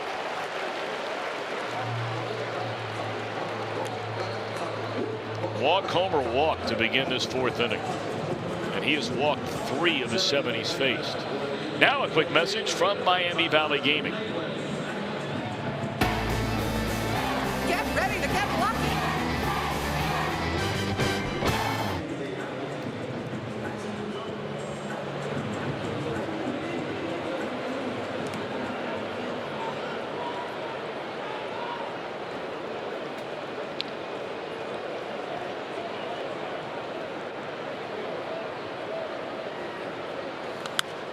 Strike 1 on Naquin.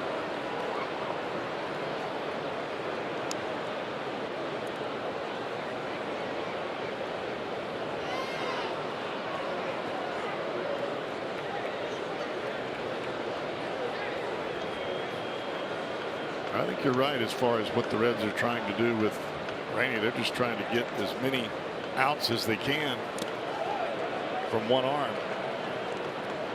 Boy, he's having a tough time getting the ball anywhere close right now.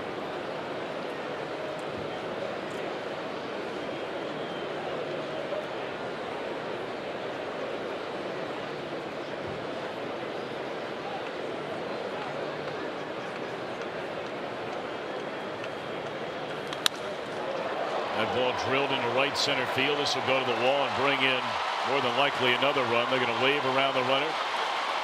And it is a run scoring double by Naquin to make it 14-0 and still nobody out here in the 4th inning.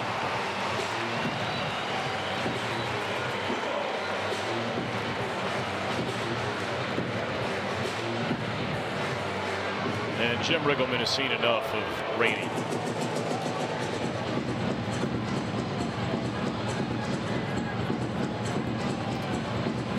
So a pitching change. We'll take a break in the action. Back with more in a minute.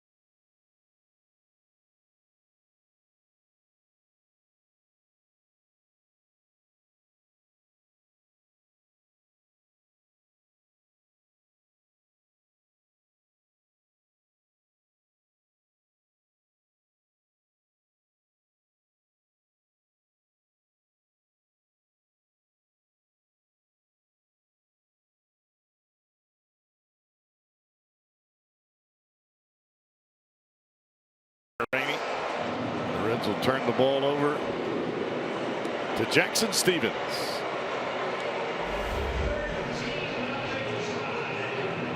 I can assure you that Jim Riggleman is looking for more than 1 or 2 innings from Jackson Stevens.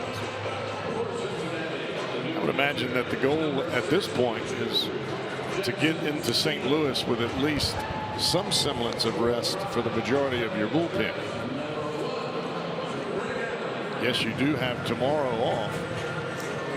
The last thing you want to do is run a bunch of your late inning guys out there in today's game when you may have to use them in 3 consecutive games in St. Louis.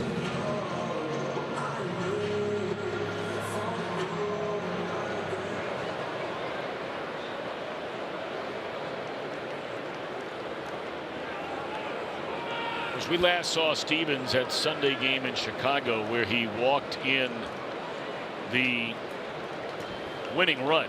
Of course, he didn't have help in that inning either. I mean, the critical misplay by Votto in that ball game, it really cost Stevens a run. Yeah, he was the guy that issued the bases loaded walk, and yes, he did issue 3 walks. One of those was an intentional walk. But Jackson, by and large, when he's had a chance to throw and get into some kind of groove, he has not thrown the ball badly at all. There's a base hit into right field. They're going to hold the runner at third. Tell you what, if nothing else, he's not afraid to throw strikes. And I know he had the walks the other day, but at least the other outings we've seen from him, he will challenge people. You agree with that? I do. I think one of the tougher jobs up here is being the last guy out of the bullpen. Now, I think the most difficult job is coming off the bench and trying to get a hit. And you're the guy that's got to get the hit off the closer of the other club. I think that's the most difficult job. But there are guys here in the big leagues. Jackson Stevens would be one of them. Tanner Rainey another, where you're not going to pitch a whole lot. And when you do pitch, it's normally going to be in a ball game like this, and you're trying to figure it out. Well, you may be sitting for 5, 6, 7 days between appearances, and you've got to figure out a way to keep yourself sharp. That's not easy to do.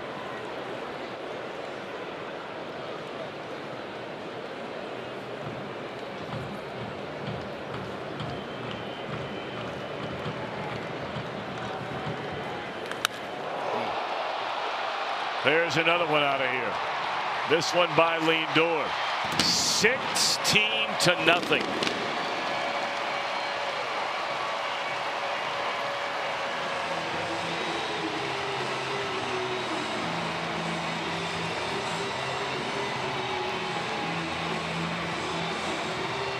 And now 17-0 as that foot taps the plate. A 3-run big fly by Lindor. Still nobody out.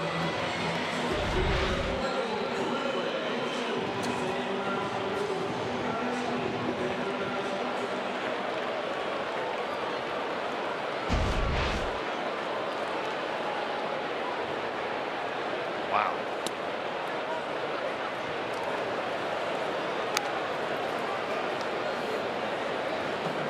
A little bit different field than the 9th inning last night.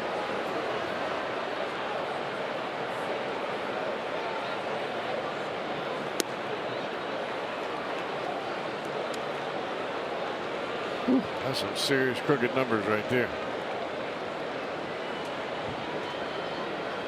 I don't know if I've ever seen that many runs scored in back-to-back innings of any game I've ever called. 15 in 2 innings. I'm quite sure I've not seen that. Look, bro, that's only the first out here in this inning. We're not done yet. Yeah, you're right.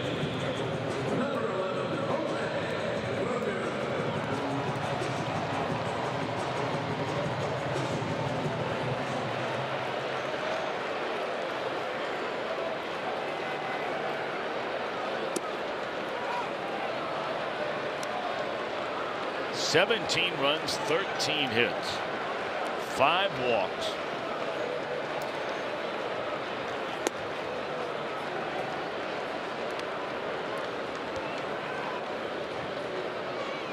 And we brought up earlier, Ramirez clubbing now 27 home runs. He has 2 tonight. This one will stay in the yard. And that's the most by a Cleveland Indians franchise player. Actually ties for the most leading up to the All-Star break since the great Albert Bell back in the mid-90s. That's when they had that high-powered juggernaut offensive club that got to the World Series twice but lost twice. They won the pennant in '95, went to the playoffs in '96, won the pennant in '97, lost the heartbreaking World Series that year to the Marlins. Went to the playoffs in '98, '99, 2001, but could not win the World Series. They've still not won a World Series here in Cleveland since 1948. Here you see some of the banners. Those in yellow signify World Series championships. They have 2 of them. And then the red represents pennants. And the blue would represent divisional championships. And 13 would be a wild card. That is in gray. So now you know the whole color-coded system here at Progressive Ball. I'm impressed. Very impressed.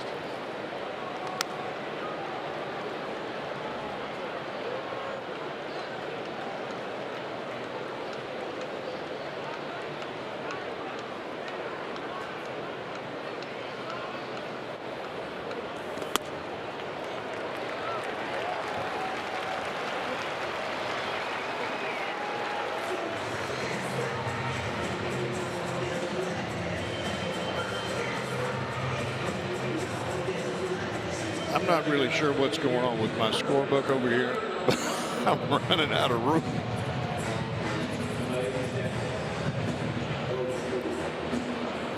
This has not been pretty.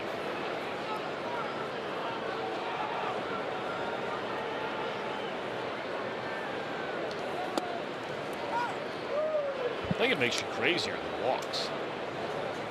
I mean, in this inning alone, there have been 3 walks of the 9 guys that have come to the plate.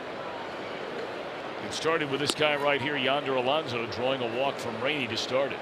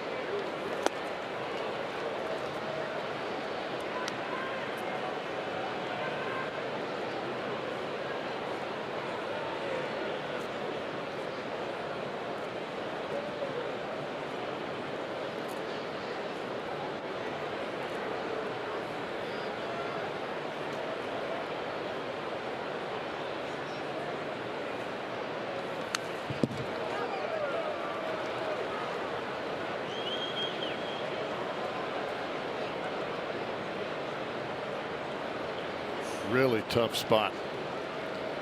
If you're an everyday player on the Reds club today, especially after the win last night, you can see the heads kind of staring at the ground, hoping for an out here.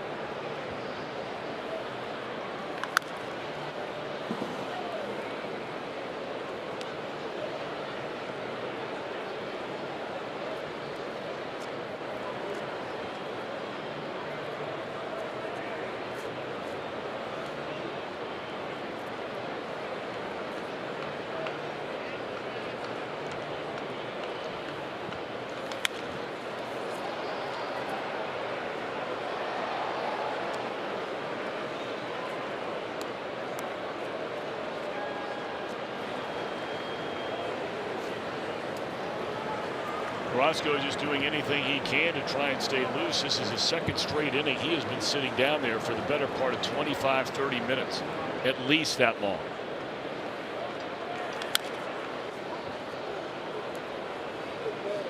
I'm not sure what time the bottom of the third inning started in this game, but we're over 2 hours into it, and we're in the bottom of the fourth inning.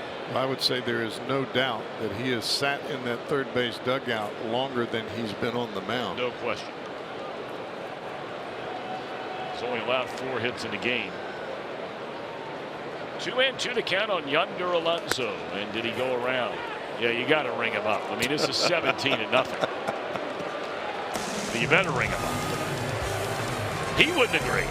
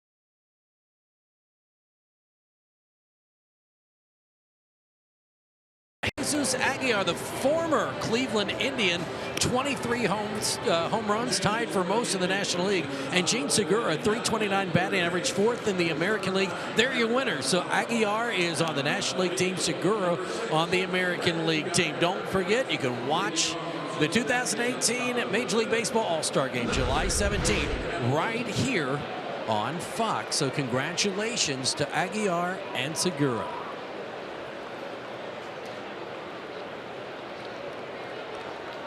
You know, that's really a feel-good story for both of those players. You know, Aguilar, a guy who came up with Cleveland. I'm not sure anybody in baseball wanted him. He shows up in Milwaukee, gets some big home runs off the bench for him a couple of years ago, starts getting a little bit more playing time this year, and obviously has taken off. Had a great year, and some of you probably know the story about Segura. You know, a young man who had an infant die. He and his wife, one of their children, it was a horrible, horrible situation, as you wouldn't even want to try and imagine, that they went through. And you know, he went from Arizona, where he had a great year, and ends up going out to Seattle, and congratulations to him.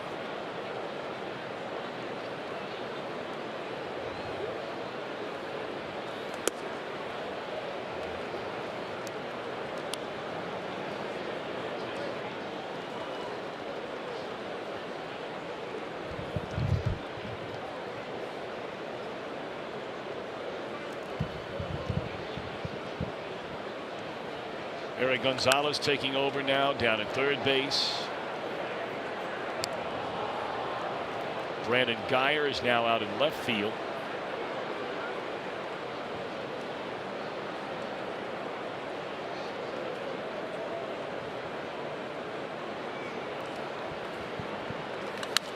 Hooked into right field off the bat of Billy Hamilton on a 3-2 pitch. He's on his way to second base, and he's not stopping there. He's coming to third, and he is easily in there, head first, sliding with a triple, Hamilton's 5th of this season.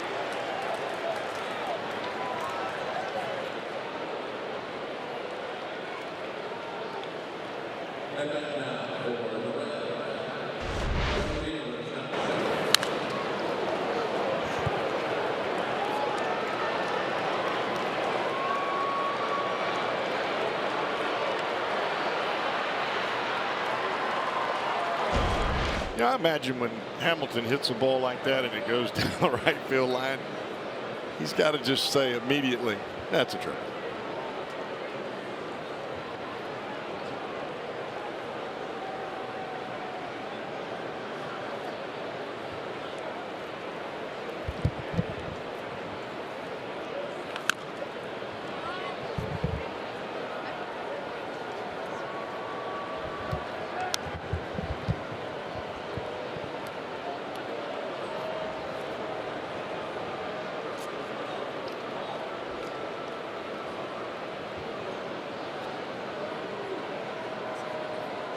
Carrasco has gotten very frustrated with Schebler in his couple of at-bats here tonight about getting back into the batter's box. Schebler just continues to stand out of the box, and Carrasco waits on him for a little while, then he'll back off the rubber, and Schebler's still out of the box. And he's technically not allowed to get out of the box, which he is right now after you take a pitch.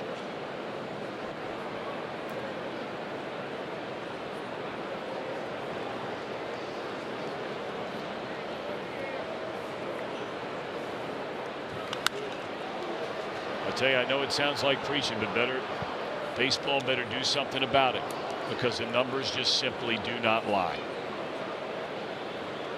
The attendance numbers are down significantly for a 4th straight year, and if people don't believe that the length of these games has anything to do with it, they have buried their heads in the sand. I'm not talking about 17-0. I'm not talking about that kind of thing.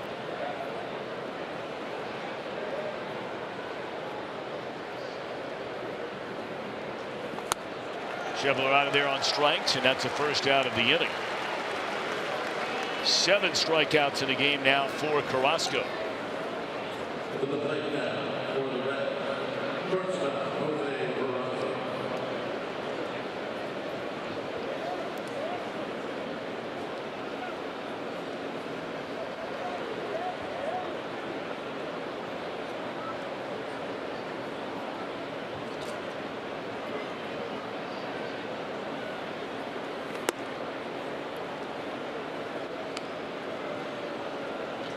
I mean, even for Carrasco, he's not nearly as sharp as he was early in the ball game, and a lot of that has to do from sitting in the dugout for so long while his team piled up 17 runs on the board. And they got 15 of them just in those last 2 innings we were talking about. But I'm sure he is not complaining. No. I don't know many starting pitchers that would pass on a 17 spot in the first 4.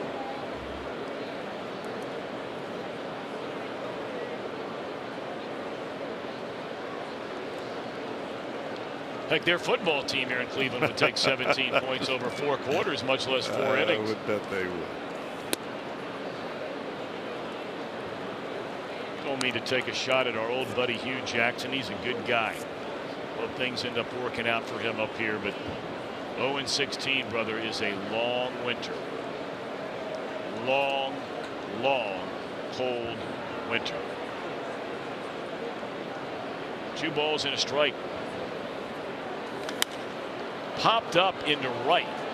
Hamilton will tag. Catch made. Here comes Billy. Here comes the throw. No chance.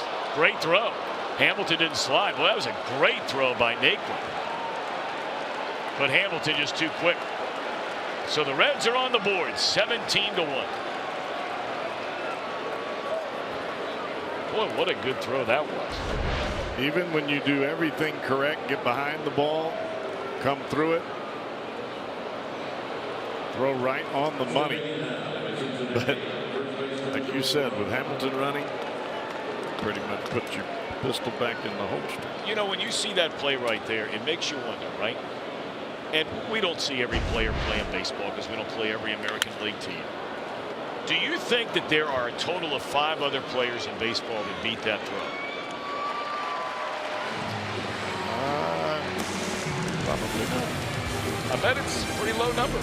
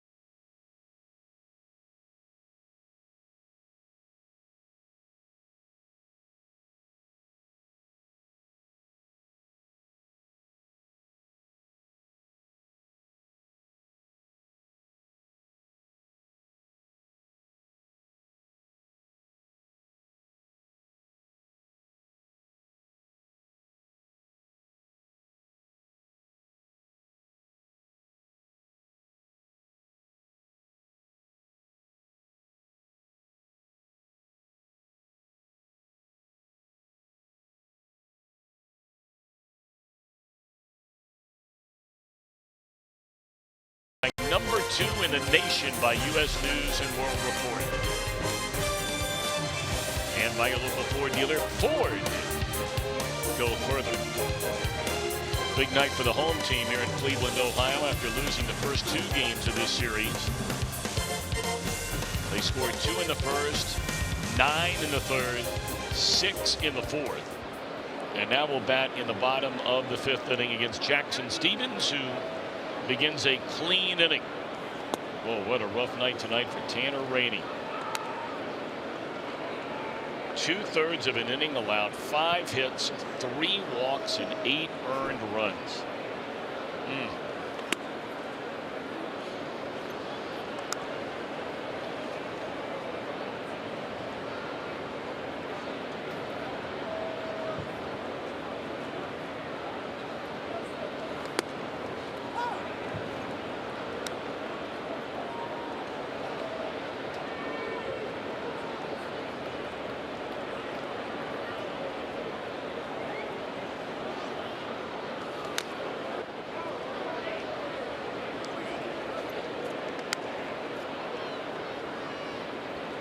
Perfect night so far for Kipnis. Drew a walk in the 2nd inning.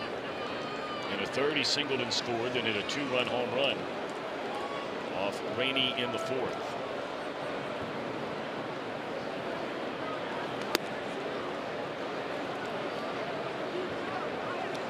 Reds have made some changes. Dielson Herrera had his first start as a Red here last night, and now he takes over out in left field.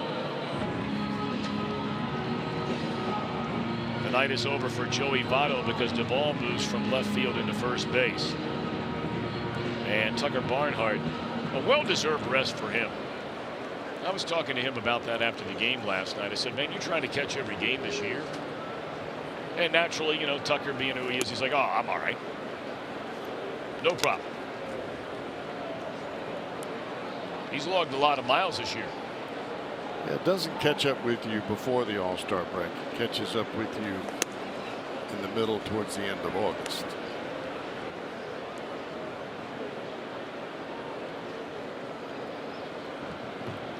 And you know, you heard Jim Riggleman. He was asked about this very topic just a couple of days ago. And it had to do with Herrera coming up and playing in an American League ballpark. Was he going to give Scooter Gennett, you know, maybe 2 or 3 days off and make him the designated hitter and let Herrera play second base to get a look at him? He's been swinging such a good bat in the minor leagues, and he's been sitting around for the better part of 3 days, 4 days before he started the game last night.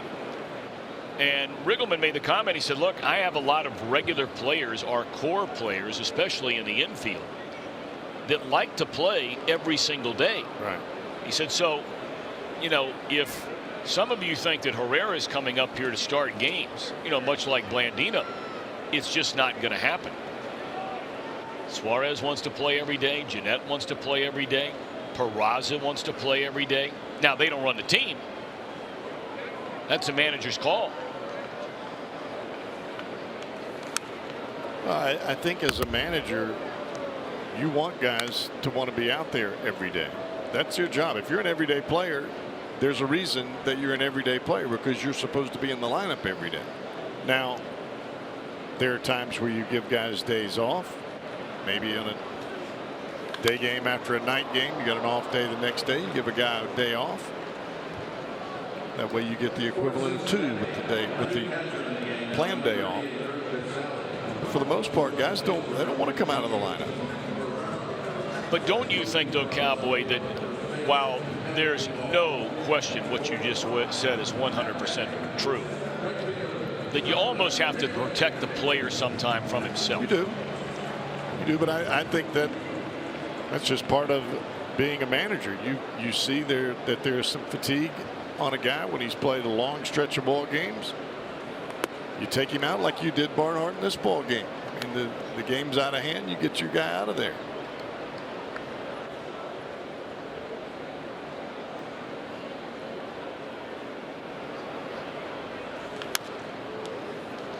But I would also say on the flip side of that, guys like Suarez and Gennett, I mean, they're building numbers. Their numbers are awfully good. I mean, they're after some career numbers. They want career years. The way you do that, you stay in ball games like this. You may add 2 or 3 RBIs or 2 or 3 hits to your numbers, maybe a home run here or there.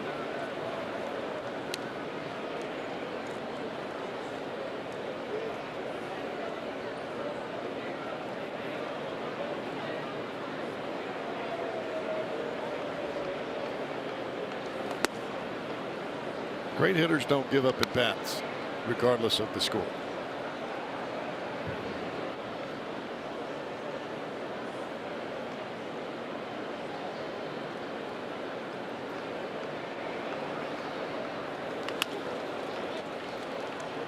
So Jackson Stevens puts together a 1-2-3 inning. Good for him. Reds will come to bat in the 6th, trailing 17-1.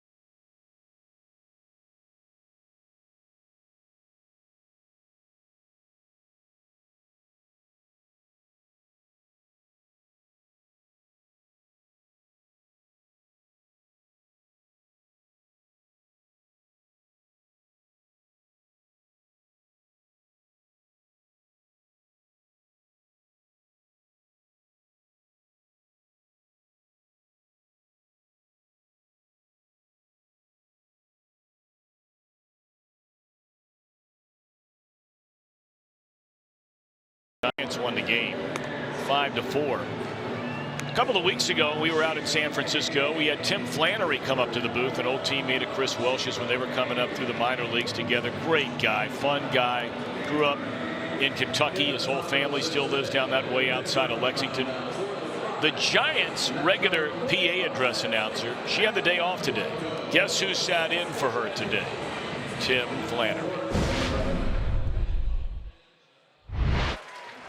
Now batting the first baseman, number 44, Anthony Rizzo.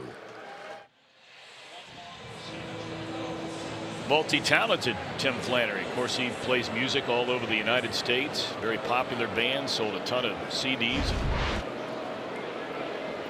Was a coach for the Giants for a long time and had a very long major league career as a player. I wonder if there's ever been another player that's been PA announcer. Question.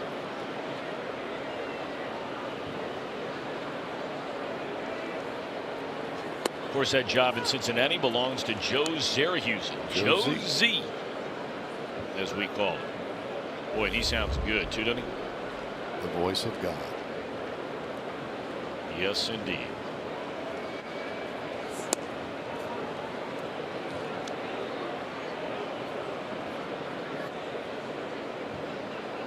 Adam Plutko. So they only run Carrasco out there for 5 innings.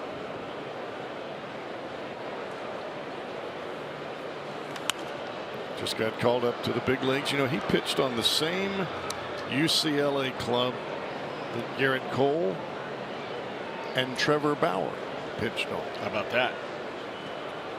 And yet they didn't get to Omaha. They did not. It's pretty hard to believe, isn't it? 3 big league pitchers. It's in the air to deep right field. This one's going to sail out of here off the bat of Scooter Gennett. Number 15 for Scooter. That's what you were talking about earlier. Some of these guys, you know, they're having big years, having monster years, and staying in games and have a chance to pile up some numbers.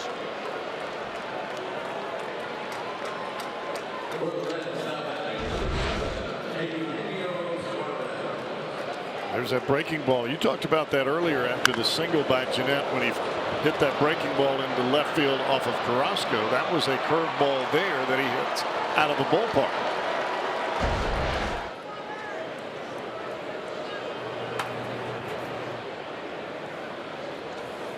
We talked about Suarez's ability to hit the breaking balls earlier in the ball game. With Jeanette, the same.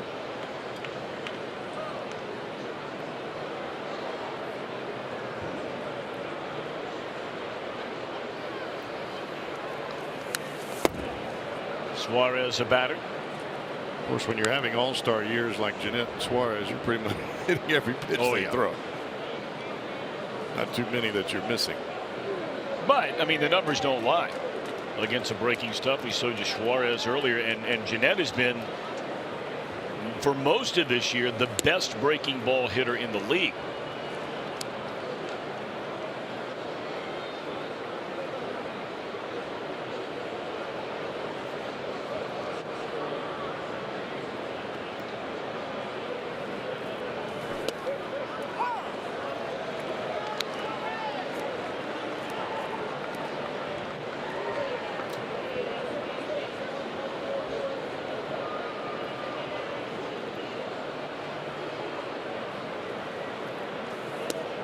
Strike three called on the outside corner. And Suarez has a few words with Ryan Addison.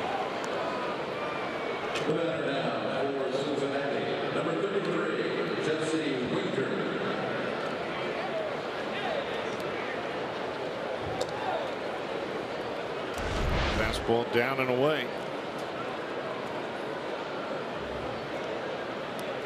We were talking earlier about, just very briefly about the pace of play in baseball a little bit. And I think most people would agree universally. Now, not everybody would agree if you instituted this policy. Pitchers would like it. Hitters may not like it. But they can talk all about a pitch clock and those kinds of things from now until they're blue in the face. The quickest way to pick up the pace of play is to start calling strikes.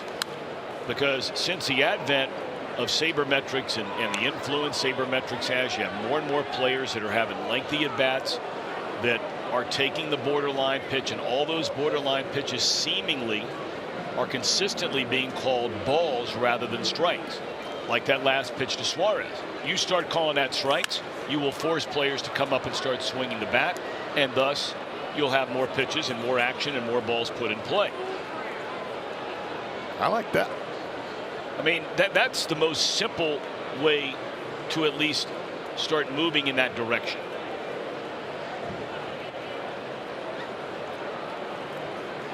Now, there's some people that'll tell you they don't think anything's wrong with the pace of play, and hey, everybody's entitled to their opinion. But if you're concerned about the long-term health of the game, and not just how long you're going to be able to watch it, but your kids and your grandkids and their kids,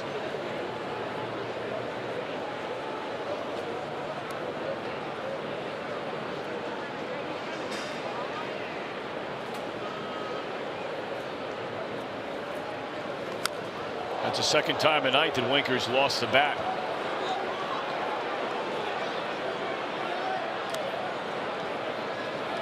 He looked like he just threw the bat at that breaking ball. I think that pitch fooled him, and he just tried to sling the bat at it and make contact, which he did.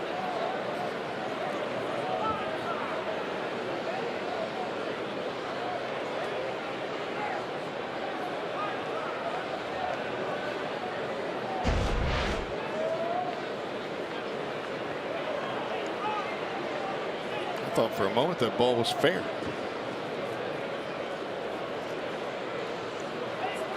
I did too. Must have hit him somewhere in the leg. 0-2 pitch. Down the left field line and just foul.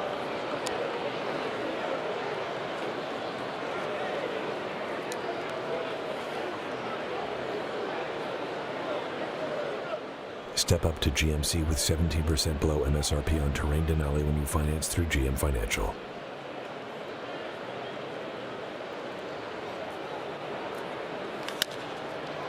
This one is in fair territory. Kipnis has always had a very strong arm and throws out Winker. 2 away after the home run by Scooter to begin the inning, and that'll bring up for the first time tonight Kurt Casale, who took over for Tucker Barnhart. I tell you, for Kipnis to be a guy that's coming off a hamstring issue, he's made quite a few plays that have been a little taxing on the legs, if you will. Yeah, you're right.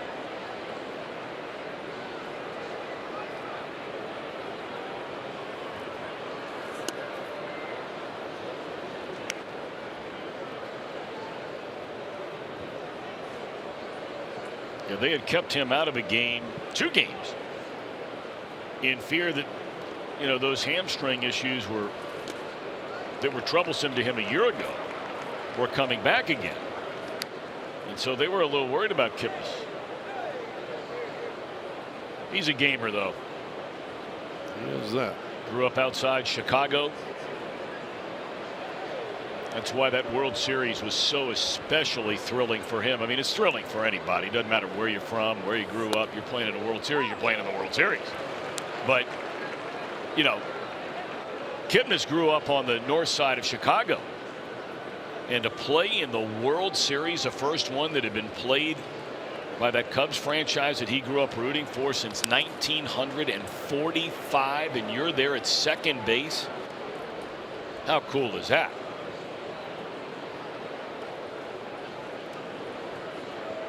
Town rocks when they're in the playoffs. Oh, yeah.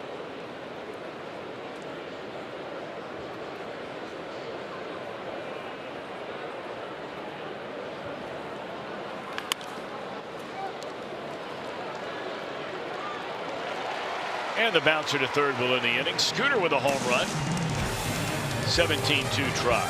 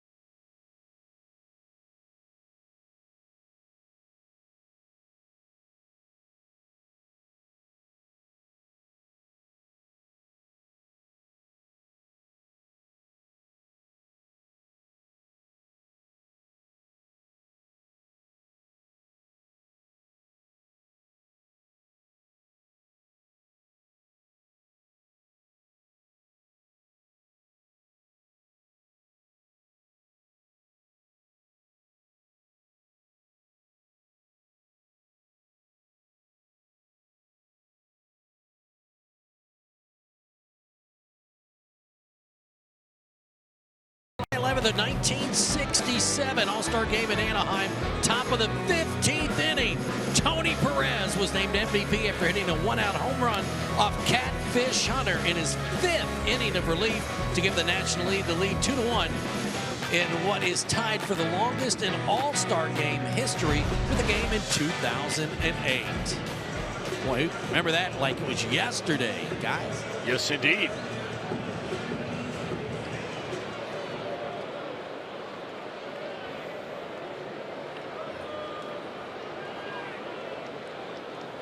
Jackson Stevens to start things here in the bottom of the 6th against Greg Allen.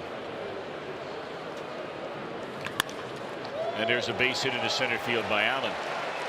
You know, Pick, I got to ask you, how old were you in '67? I meant the game in 2008. Obviously not the Tony Perez home run, but I was 5. You were 5. Yes. Wow, I tell you, man, you got a memory. That is big league. I can't remember 45. When? Yeah. We're all roughly the same age. Cowboy, you picked me. In fact, we are all the same age. You and I are about a week and a half apart. Pick's a little older than us. He is? Yes. Well, wait a minute, didn't you say you were you born in 63 pick, is that right? No, 62. Oh, I'm sorry. Okay. All right. 1 year old. Okay. Well, then why do you look so much younger? You're clean living, Tom. Clean There's living. no question. There's no question about it.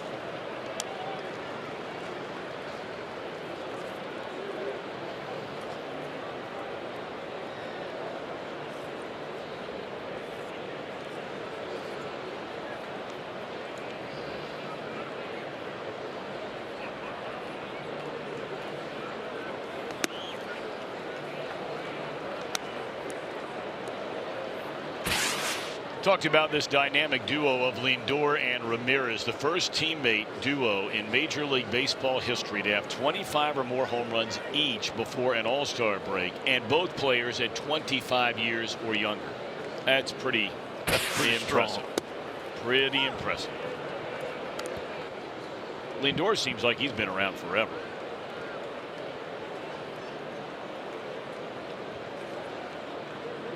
Gosh, we're not talking about big sluggers either. No.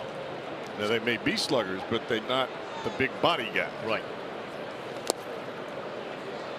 3-2 on Lindor.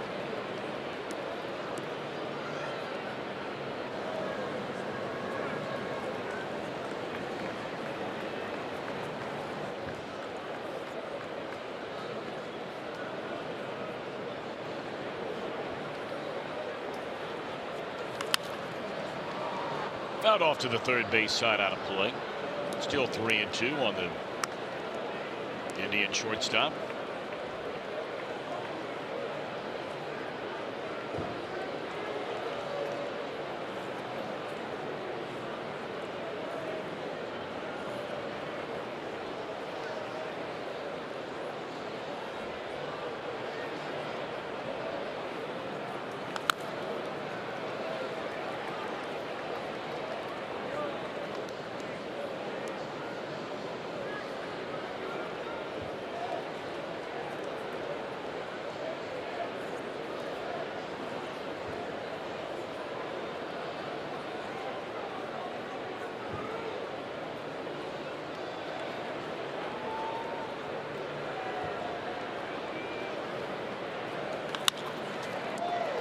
Duvall plants, throws. That's a nice play by Duvall.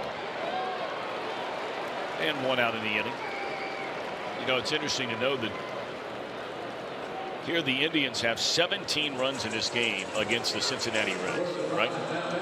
In the last 3 years, where every game has been won by the Bengals, the Browns have only 1 time in the last 3 years scored as many as 17 points in a game against the Bengals. So what are you saying? I'm not really sure, and I'm not sure anybody really cares. But it's very nice of Josh Hall, our producer, to at least look up that informational nugget. Jim Mueller actually looked it up. Jim, thank you. And if they took the time to look it up and they're sharing that with me, in a 17-2 game in the 6th inning, you're going to throw it out I'm there going to throw for it the out masses. there. Just see what happens. There you go. Somebody will like it. Most won't, but somebody.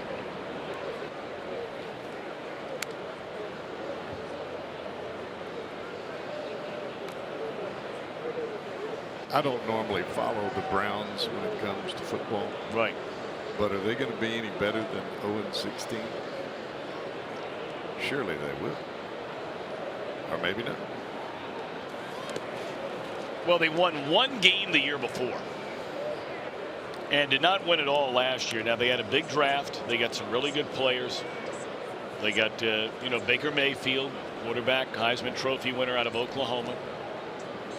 And then they got the cornerback Denzel Ward out of Ohio State. So,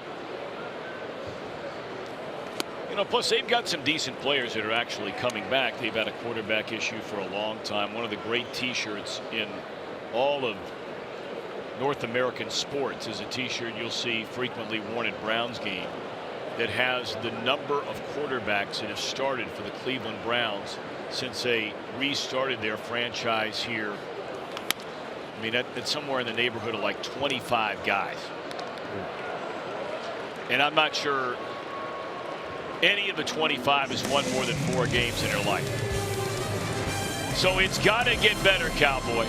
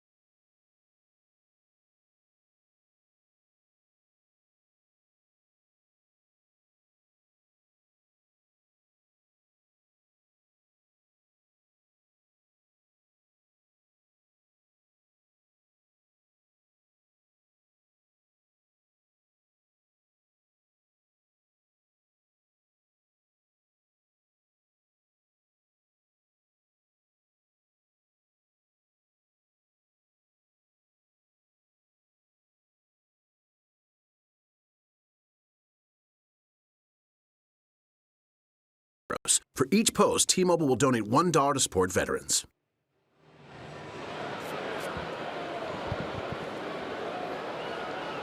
Welcome back to Progressive Field in Cleveland, Ohio. Reds come to bat here in the 8th inning. 7th inning, I beg your pardon.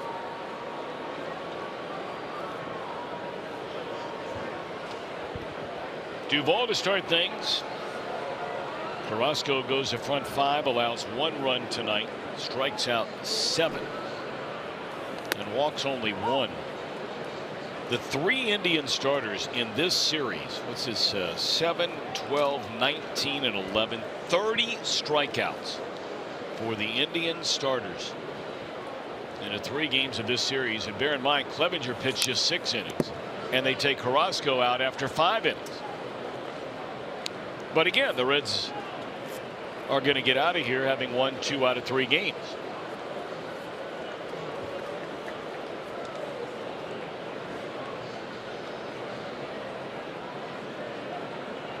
Reds missing the best Cleveland pitcher, Corey Kluber. He'll get the ball over the weekend. In fact, tomorrow night, what a matchup we brought up earlier. Kluber against Severino. First of 4 with the high-flying New York Yankees coming into town. Yankees are playing tonight in Baltimore. A whopping 59-31. And if you can believe this, is there a strike 3 to Duvall? Think about that for a minute. You're 28 games over 500, and you're 3.5 games out of first. Cowboy, who do you like, the Red Sox or the 64? Yeah, the 64-29 Red Sox or the 59-31 Yanks moving forward? I like the Yankees bullpen. You do? I do. And in this day and age, when you hit playoff time, more times than not, that's going to be the difference in the ball game.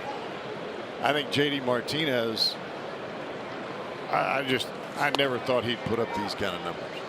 I mean, I know he's a great hitter, but my goodness. I mean, they're like video games. I mean, he's knocking on the door of 80 runs batted in before the break. It's crazy. Yeah. you know, there's been a lot of talk lately about the Yankees trying to get Manny Machado. Well, when we saw the Red Sox last year, they were a very good hitting ball club, but there was really no power there. And everybody was saying, well, if you put a big power hitter in the middle of that order, it would really make a difference. It has. Yeah, he's just had an incredible year. Incredible. I'm surprised Arizona didn't make a bigger run. They tried to sign him. But look at that, 77 runs batted in.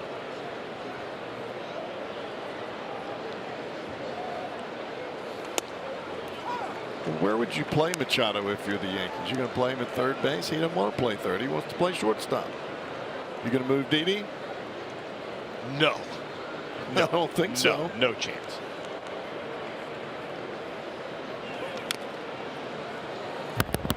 I mean, that's where you find out how bad a guy wants to go win a championship. I mean, you know, look, he might want to play shortstop, and, you know, the way he's going, he's going to have a number of suitors to go play whatever position he wants to play starting next year after his free agency reaches at the end of this season. So, I mean, do you want to go to the Bronx and play to try to win the whole thing, or you want to stay in Baltimore? Or go somewhere else where you have to play shortstop and you're not going to the playoffs? Yeah, but think about this, though. Most teams that are headed to the postseason, they've already got a pretty good shortstop. And I don't mean just okay, but it's not like they're going to sign Machado and tell their shortstop, all right, you're moving. That's not happening. No. You're exactly right. More of the teams that Machado would play shortstop for, they're trying to get to the playoffs. They're trying to rebuild. I mean, it's like, you know, there's been a lot of talk about him coming here as Hamilton draws a walk. And what the Indians would do. You got a guy making a pile of money out there at second base, and when he's healthy is a good player, but the question is how long does he stay healthy? But if you bring in Machado, there is no way you're moving Lindor.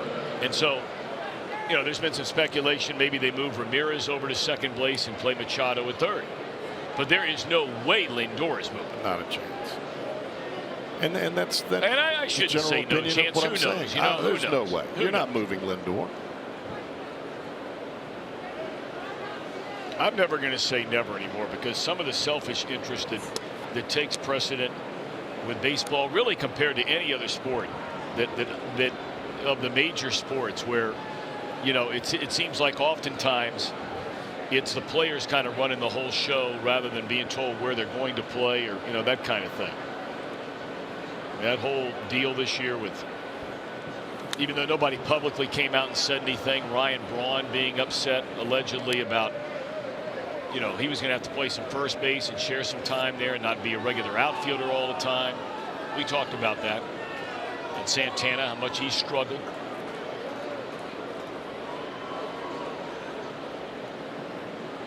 Well, let's just say the Dodgers got Machado. You think they're going to play Machado at shortstop or third base and move Turner or Seager if they were both healthy? I don't think so. You're talking about changing the whole clubhouse atmosphere at that point.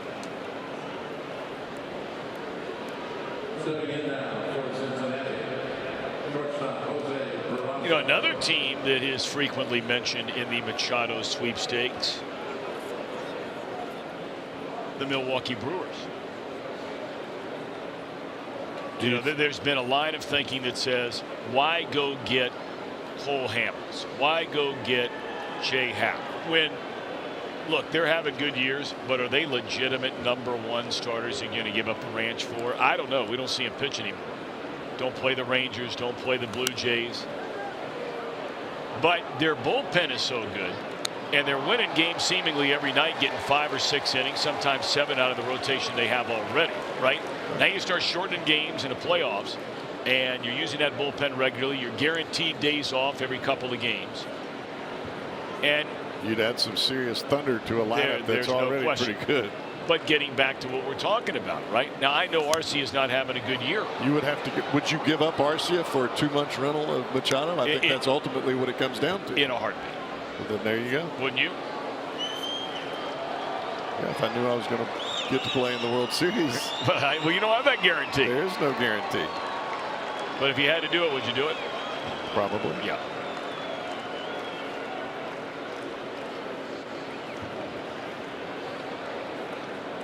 But I think it would take more than just one or two players to pull Manny Machado.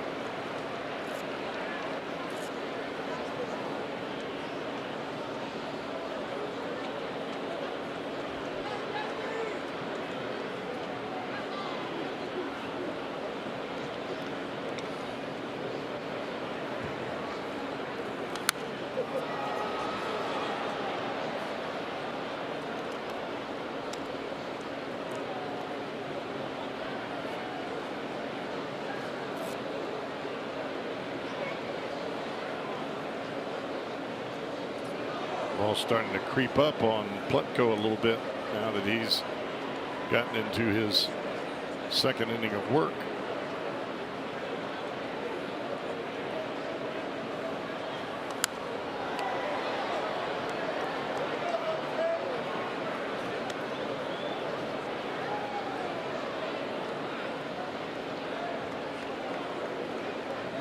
I would think that if you're Terry Francona, you're trying to give as much off time with a 17-2 lead out of your bullpen as you can, with the Yankees coming to town tomorrow.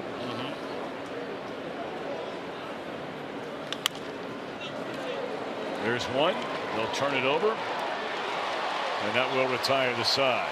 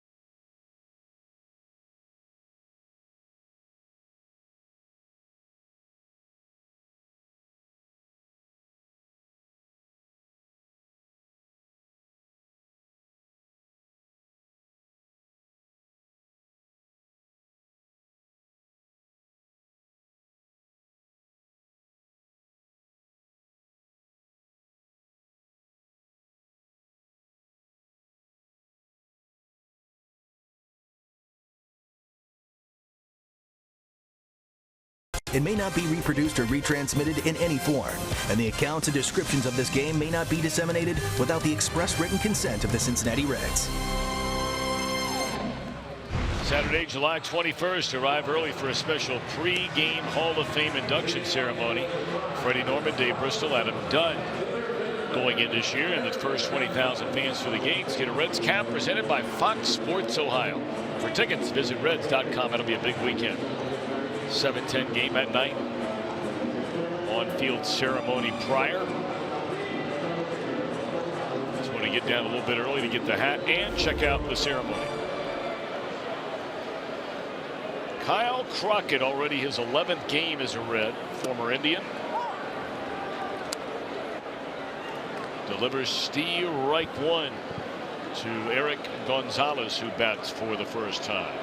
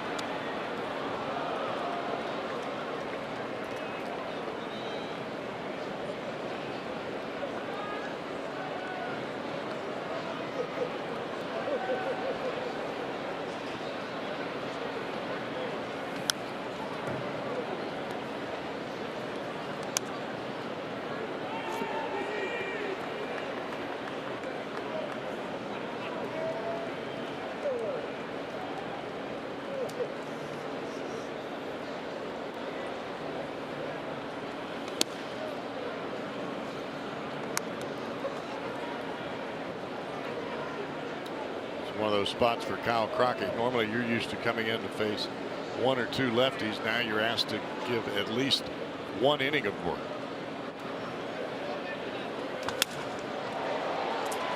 Broken bat flare into left field by Gonzalez.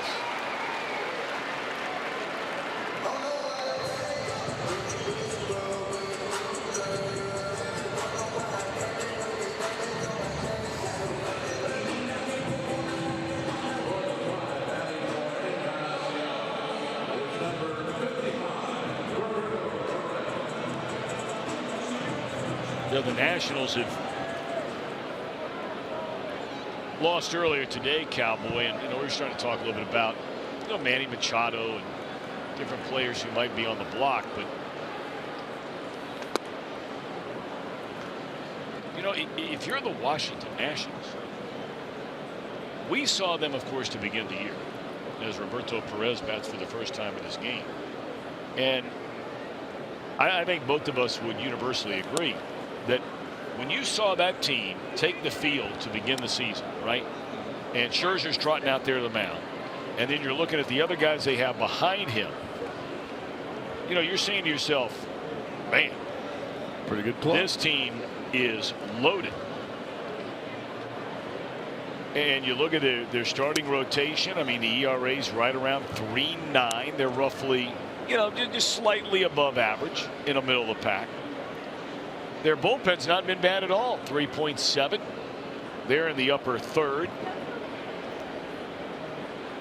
But offensively, they've been so up and down, including, of course, their best player on paper anyway going into the year. He hasn't been in reality, and that would be Bryce Harper.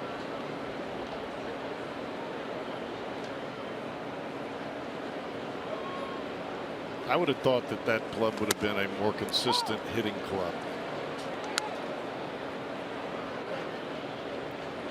Well, they are 9th in the league out of 15 out of 16 in runs scored. 9th.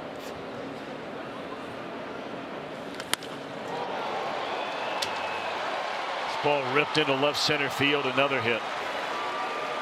Well, even their backups are getting hits. Gonzalez a single, and now a double by Perez. What I was mentioning earlier for Kyle Crockett. Normally you come in, you're just facing lefties. Now you're in a position where you've got to get outs. There's no pressure on any of the hitters that are coming to the plate. When you've only pitched maybe 6 or 7 innings total, you start giving up a bunch of runs here, you'll never get your ERA back down.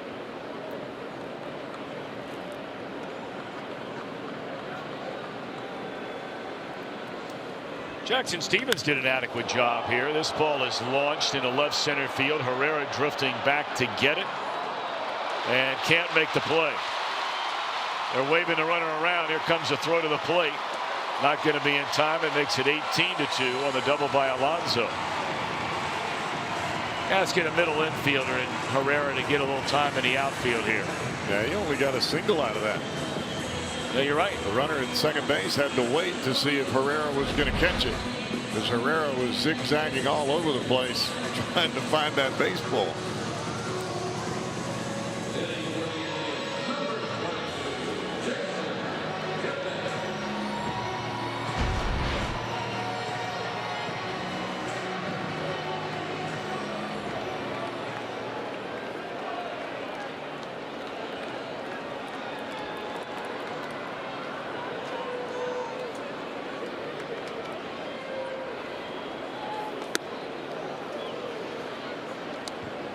Still nobody out.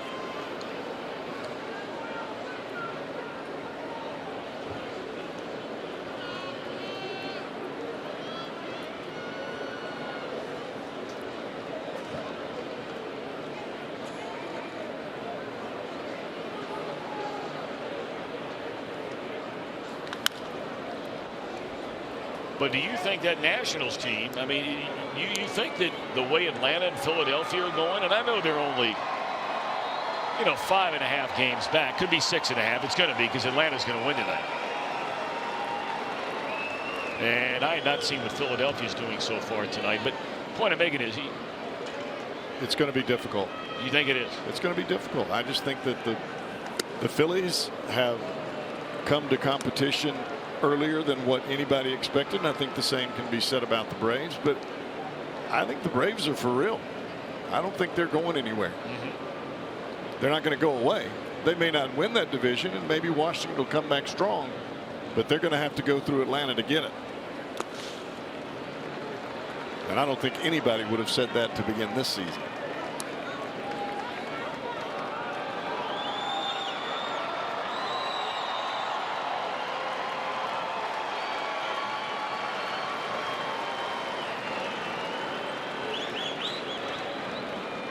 Apparently Sam LeCure and Brian Giesenslaw, they decided to leave. And I think those two young ladies are going to be handling Reds live. Oh, there they are.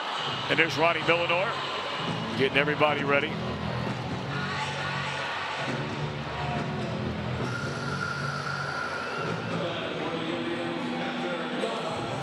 I think they let those young ladies just come up there and get a picture taken. Look like their husband or boyfriend or whatever it was back behind there was taking a picture of them sitting on the set. That's pretty cool. Well, ugly has a chance to turn into a whole lot of ugly the way this inning's going for Crockett. There's nobody out. And there's nobody up. This is the rough part of coming out of the bullpen. You're going to be asked to pitch in games like this, and you got to figure out a way to get 3 outs.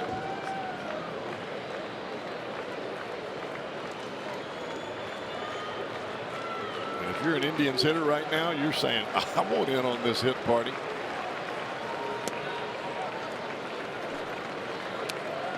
Atlanta's leading Toronto 7-5 in the 8th inning. Nothing. Philly and the Mets in the bottom of the 10th. Nothing. Brewers are tied with the Marlins at 4.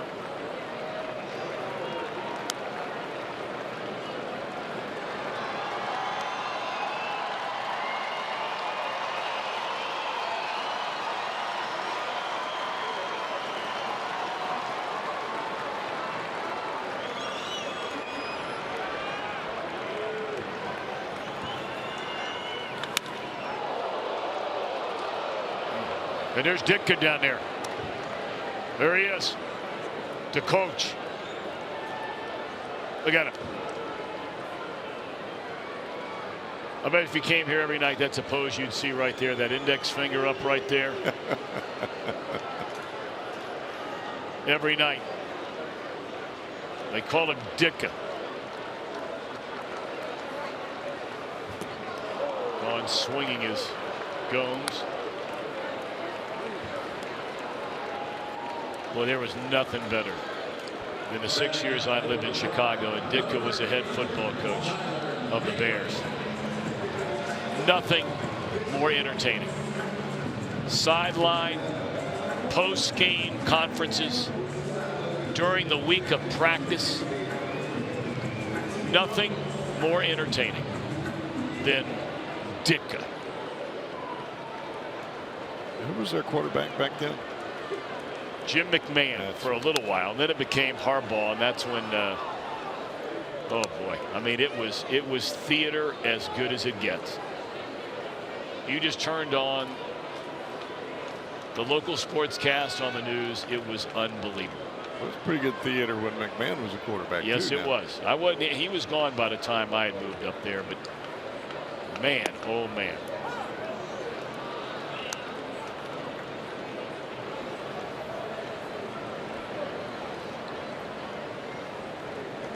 People don't want to hire guys like him anymore because they don't want to hear the truth.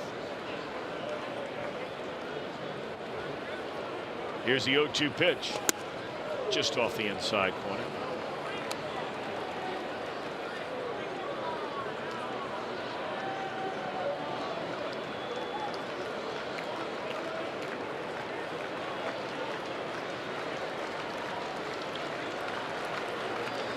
Yankees in the 9th inning pounding Baltimore. Then they'll fly here. Oh. Base hit left center to make it 19-2.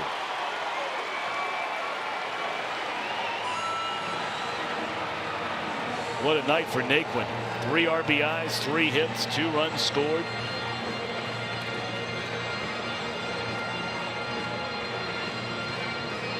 Two runs home and still only 1 out. They're still loaded.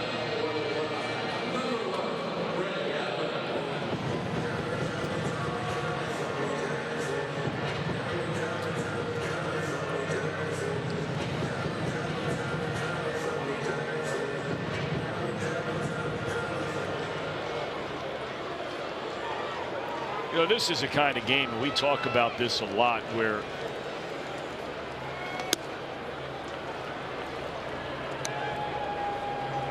you can make a case for whatever you want to make a case for, depending on how you want to spin numbers.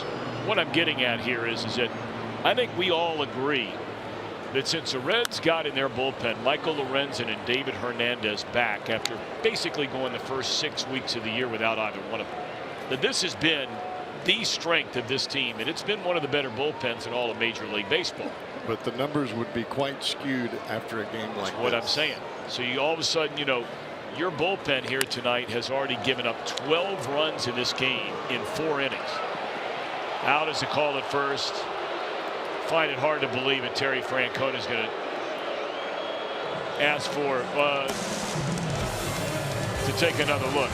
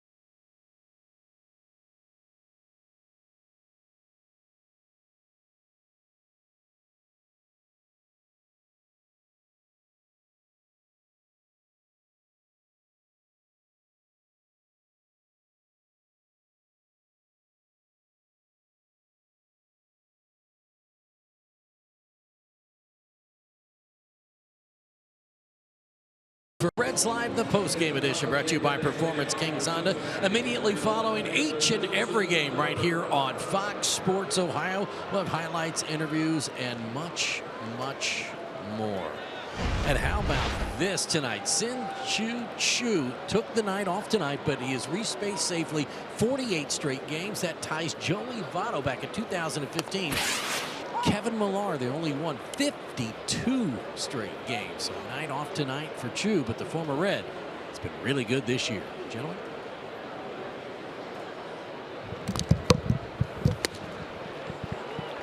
So Herrera will bat for the first time in a game. I tell you, I think a lot of people root for this guy. Easy guy to like, isn't he?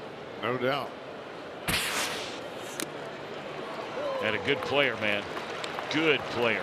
Of course, they saw him for most of his career here. Although, he's been gone for quite a while now. What year did he come to the Reds? 2012, right? He was only there for 1 year? Yeah, I think that's, or was it 13? I think it's 13. Could be wrong.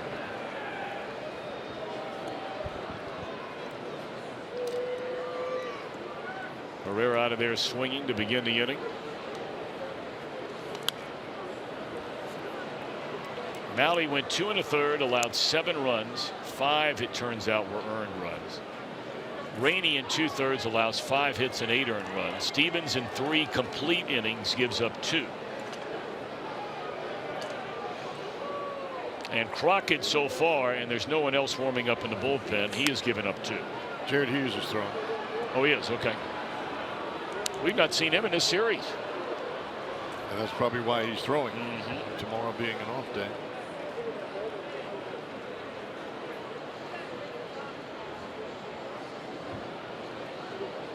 We talked about all the years that Chu's been in the big leagues. This is his first time to make the All-Star team.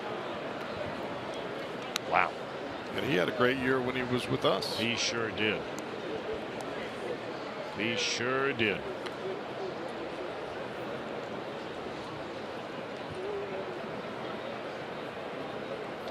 Got an on-base percentage up over 420 that year. He and Votto were among the top two all year long. They were neck and neck, it seemed like, all the way down to the end of September.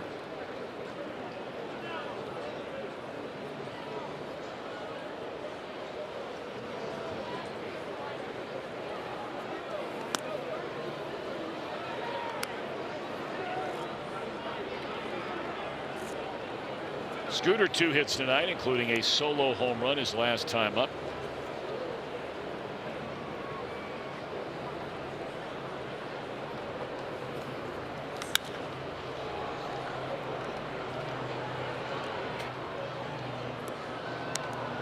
I would bet at the end of this ball game that the Indians are going to be quite happy with what Adam Plutko has been able to give them here tonight. He's been a bullpen saver, especially with so many runs on the board, and you get Carrasco out of the game. Scooter a third hit in the game tonight.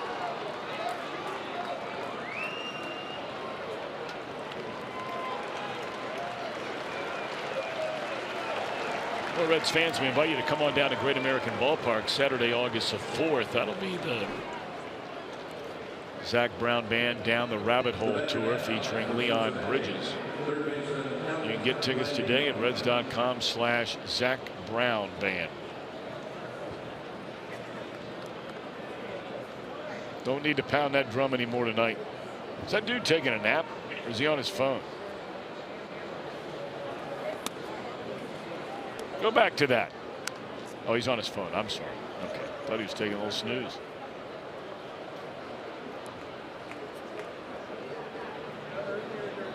He's security for that drum out there. I would bet he is.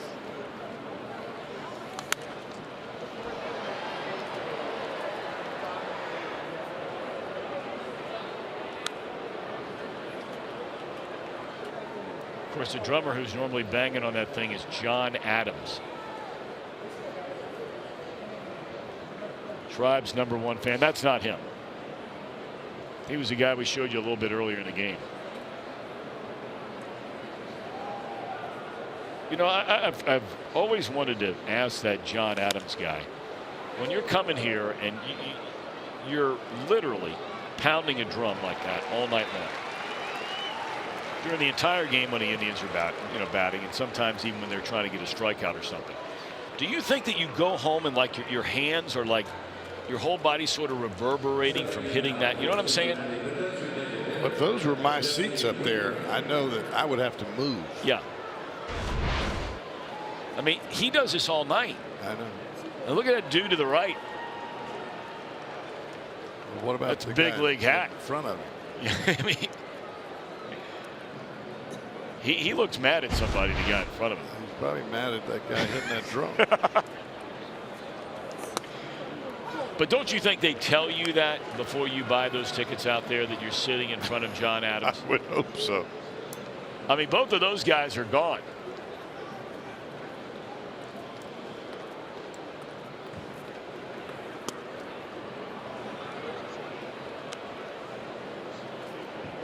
I mean, would you want to sit in front of that drum? No, I definitely would not. No. Not a chance. No, not a chance.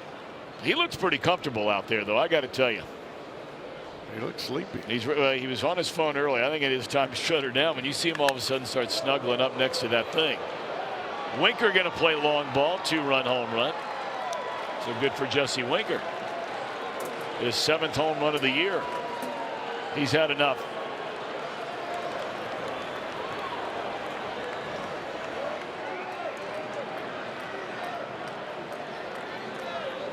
Still love that nickname, but Jim Day hung on him. That fella said, I've heard enough. I've had enough.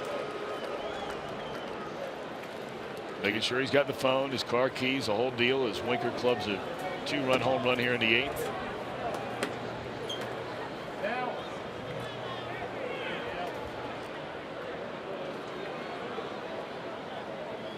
Now Casale.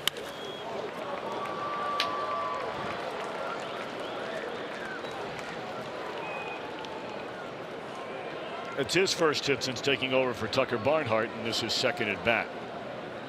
19-4. Adam Duvall will bat.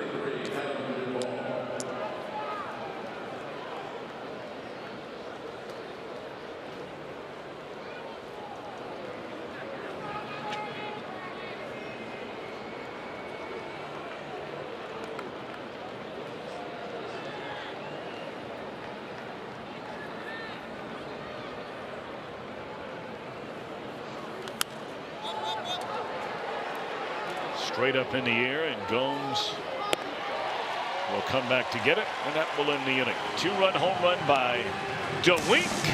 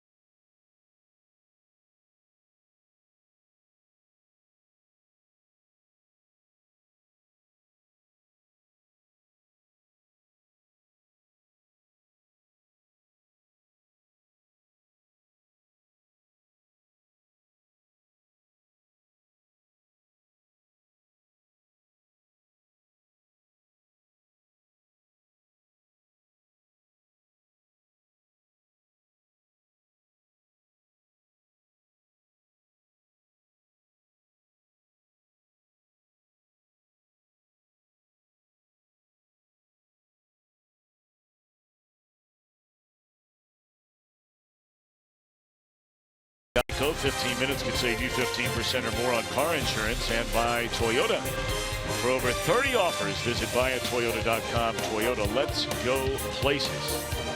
30 minutes before the start of every game, we call it Reds Live, presented by Ray St. Clair Roofing. Off day tomorrow for the Redlegs. And then they'll start a series in St. Louis on Friday night, 7:30. Reds Live will get underway. Matt Harvey will start it against Carlos Martinez. Luis Castillo, that'll be a 3:30 start for Reds Live against Jack Flaherty. And then DeSclafani, the final game leading up to the All-Star break. And look who's on the mound, Alex Blandino.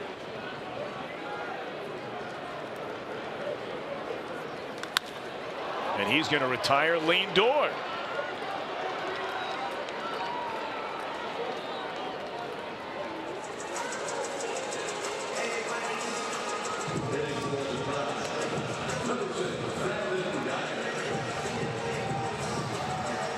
I would imagine that a position player that comes in after the first pitch, he probably turns around to try to find where the gun is in the ballpark to check it out, see how hard I'm throwing.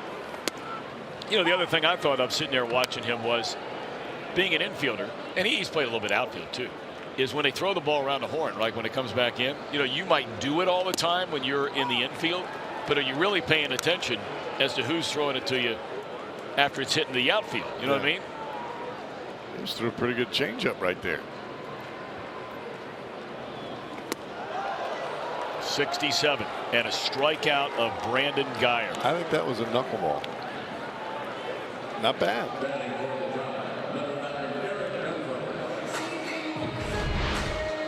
He's even back there rubbing up the baseball. That's a pretty good knuckleball.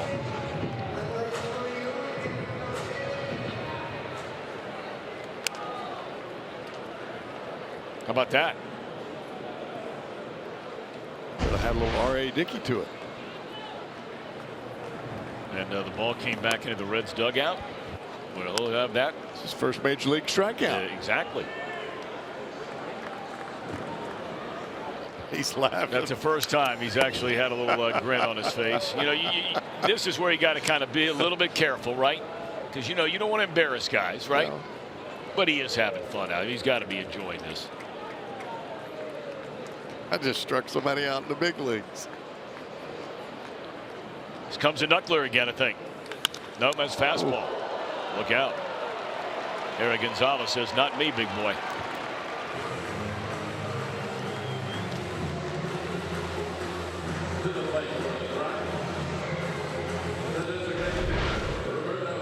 Roberto Perez will bat.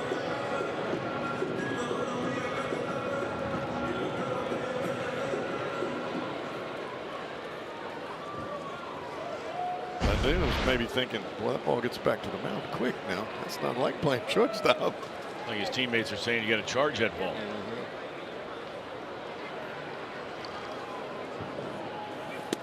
Strike one on the outside corner to Perez. That fastball hit 90 miles per hour.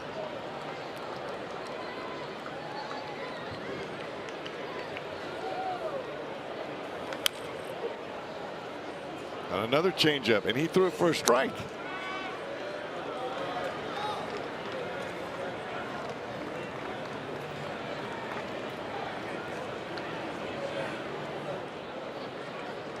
Tell you what, he's a lot more pitch efficient than a lot of guys the Reds have run out there this year.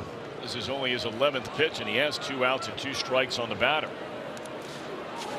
I'm not sure what that was. Knuckleball. Held onto it a little bit too long.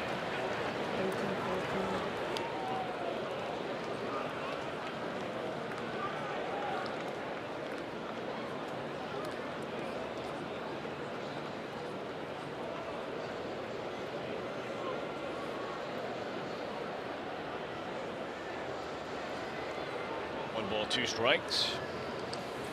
Fastball. Oh, boy, you got to be kidding. Blandino, he looked off as if to say, how can you not call that? It's a little different when you're not standing up there with a bat in your hand. Oh, man.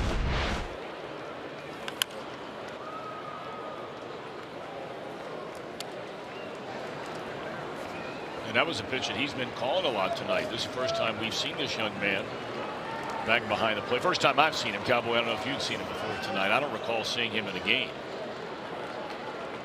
In Ryan Addison.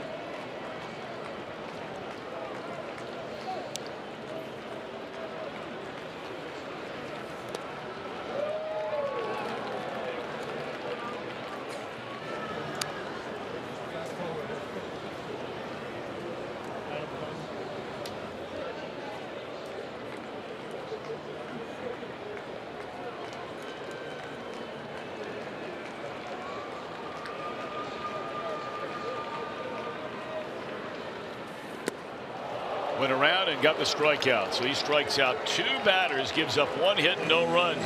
He's the best pitcher the Reds have had tonight. The only one that wasn't scored on.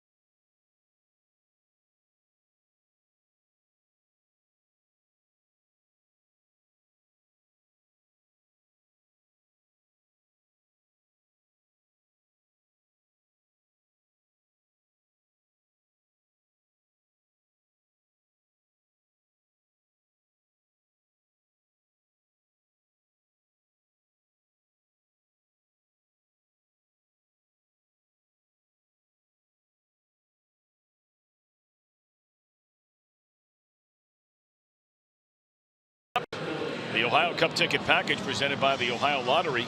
You can receive an exclusive Reds t-shirt, get a ticket to the August 14th game. That'll be a 3-game series, and this limited edition t-shirt is only available through this offer. Go to reds.com/themes. It's a cool t-shirt, by the way. How about Blandino? 2 strikeouts and got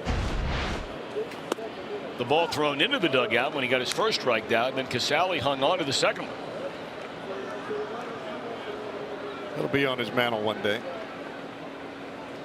Right up next to his first home run ball. And first big league hit. Plutko, meanwhile, is trying to give them the final 4 innings of this game, and he would earn a save. And, you know, Cowboy brought it up earlier. I mean, you know, look, we're not going to see the Indians again until August. So, you know, at the end of the day, who cares? Well, I can tell you who cares is Terry Francona. Because you take your starter out after 5 and you get 4 innings out of 1 guy.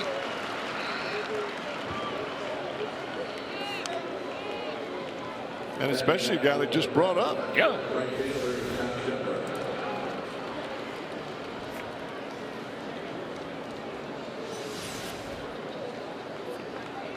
He earned himself a little bit more pitching time.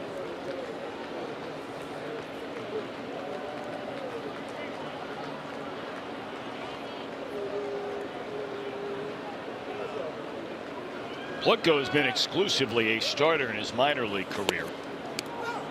He's 26.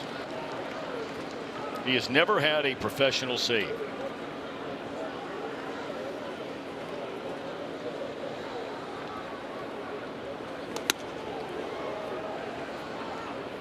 He took over in the 6th inning. He's given up a total of 3 runs, a couple of home runs.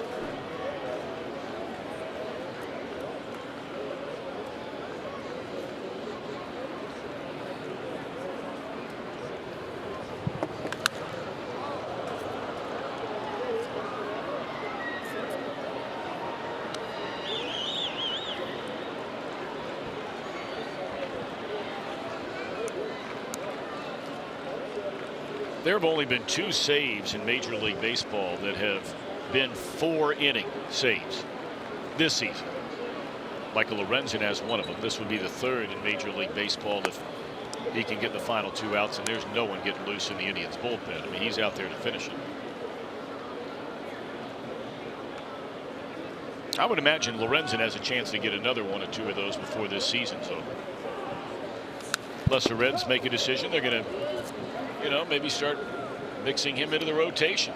Haven't heard any talk about that, but that's what Lorenzen would like to do. He'll do whatever the team asks him to do, but he's made that very clear going all the way back to this offseason and went to spring training trying to compete to win a spot in the rotation before he got hurt.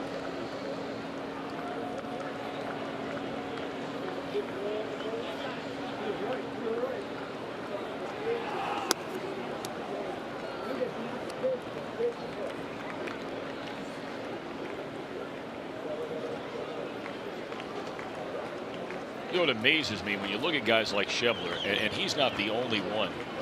I wish I had a nickel for every guy that I've seen do what he just did, where you'll watch him over the course of the game, and he will rarely ever get to 3 pitches seen in an at-bat. And in the 9th inning of a 19-4 game, he's spitting on pitches an inch off the outside corner like that 3-2 pitch was. You and I have both seen 10,000 of those at-bats or more.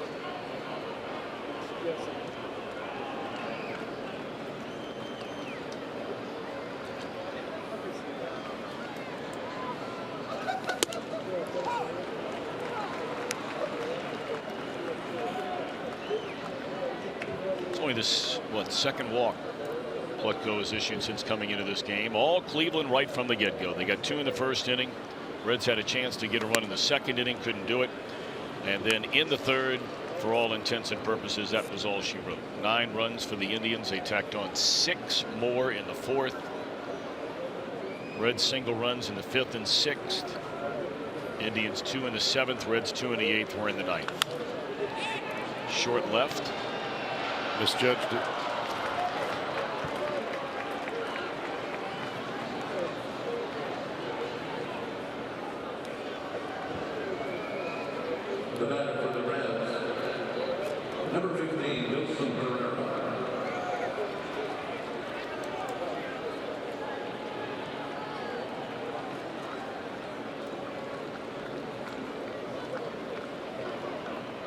Here's Herrera still looking for his first hit. Walked twice as a starter last night. 0 for 1 tonight. Struck out in the 8th.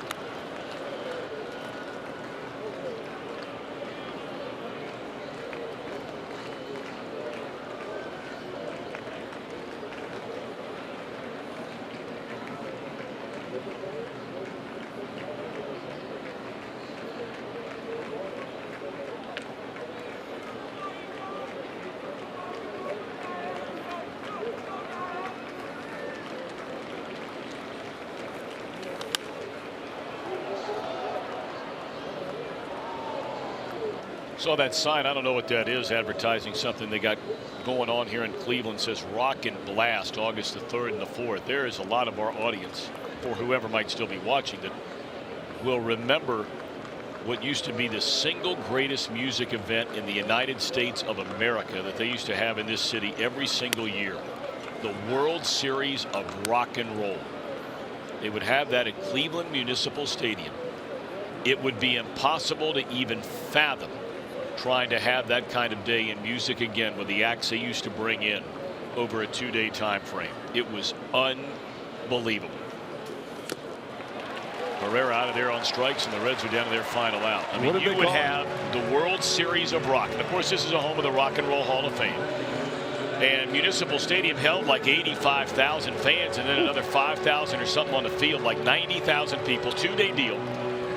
I mean, it would be like taking the 15 biggest acts in America right now and jamming them into 2 days. The Stones would be the headline act. They'd be going Saturday night.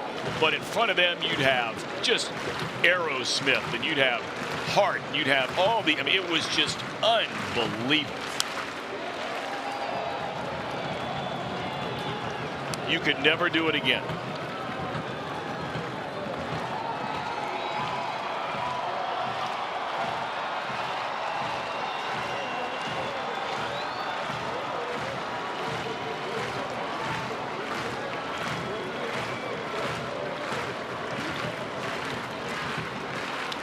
Ground ball, and this should do it. And Jeanette is thrown out, and the Reds fall here in the series finale and looking for a sweep. Final of 19-4 Indians. Off day tomorrow on to St. Louis. Reds Live coming up next. We'll look forward to seeing you on Friday. Cowboy, have a great All-Star break. Enjoy it, brother. Great having you with us, brother. Godspeed ahead.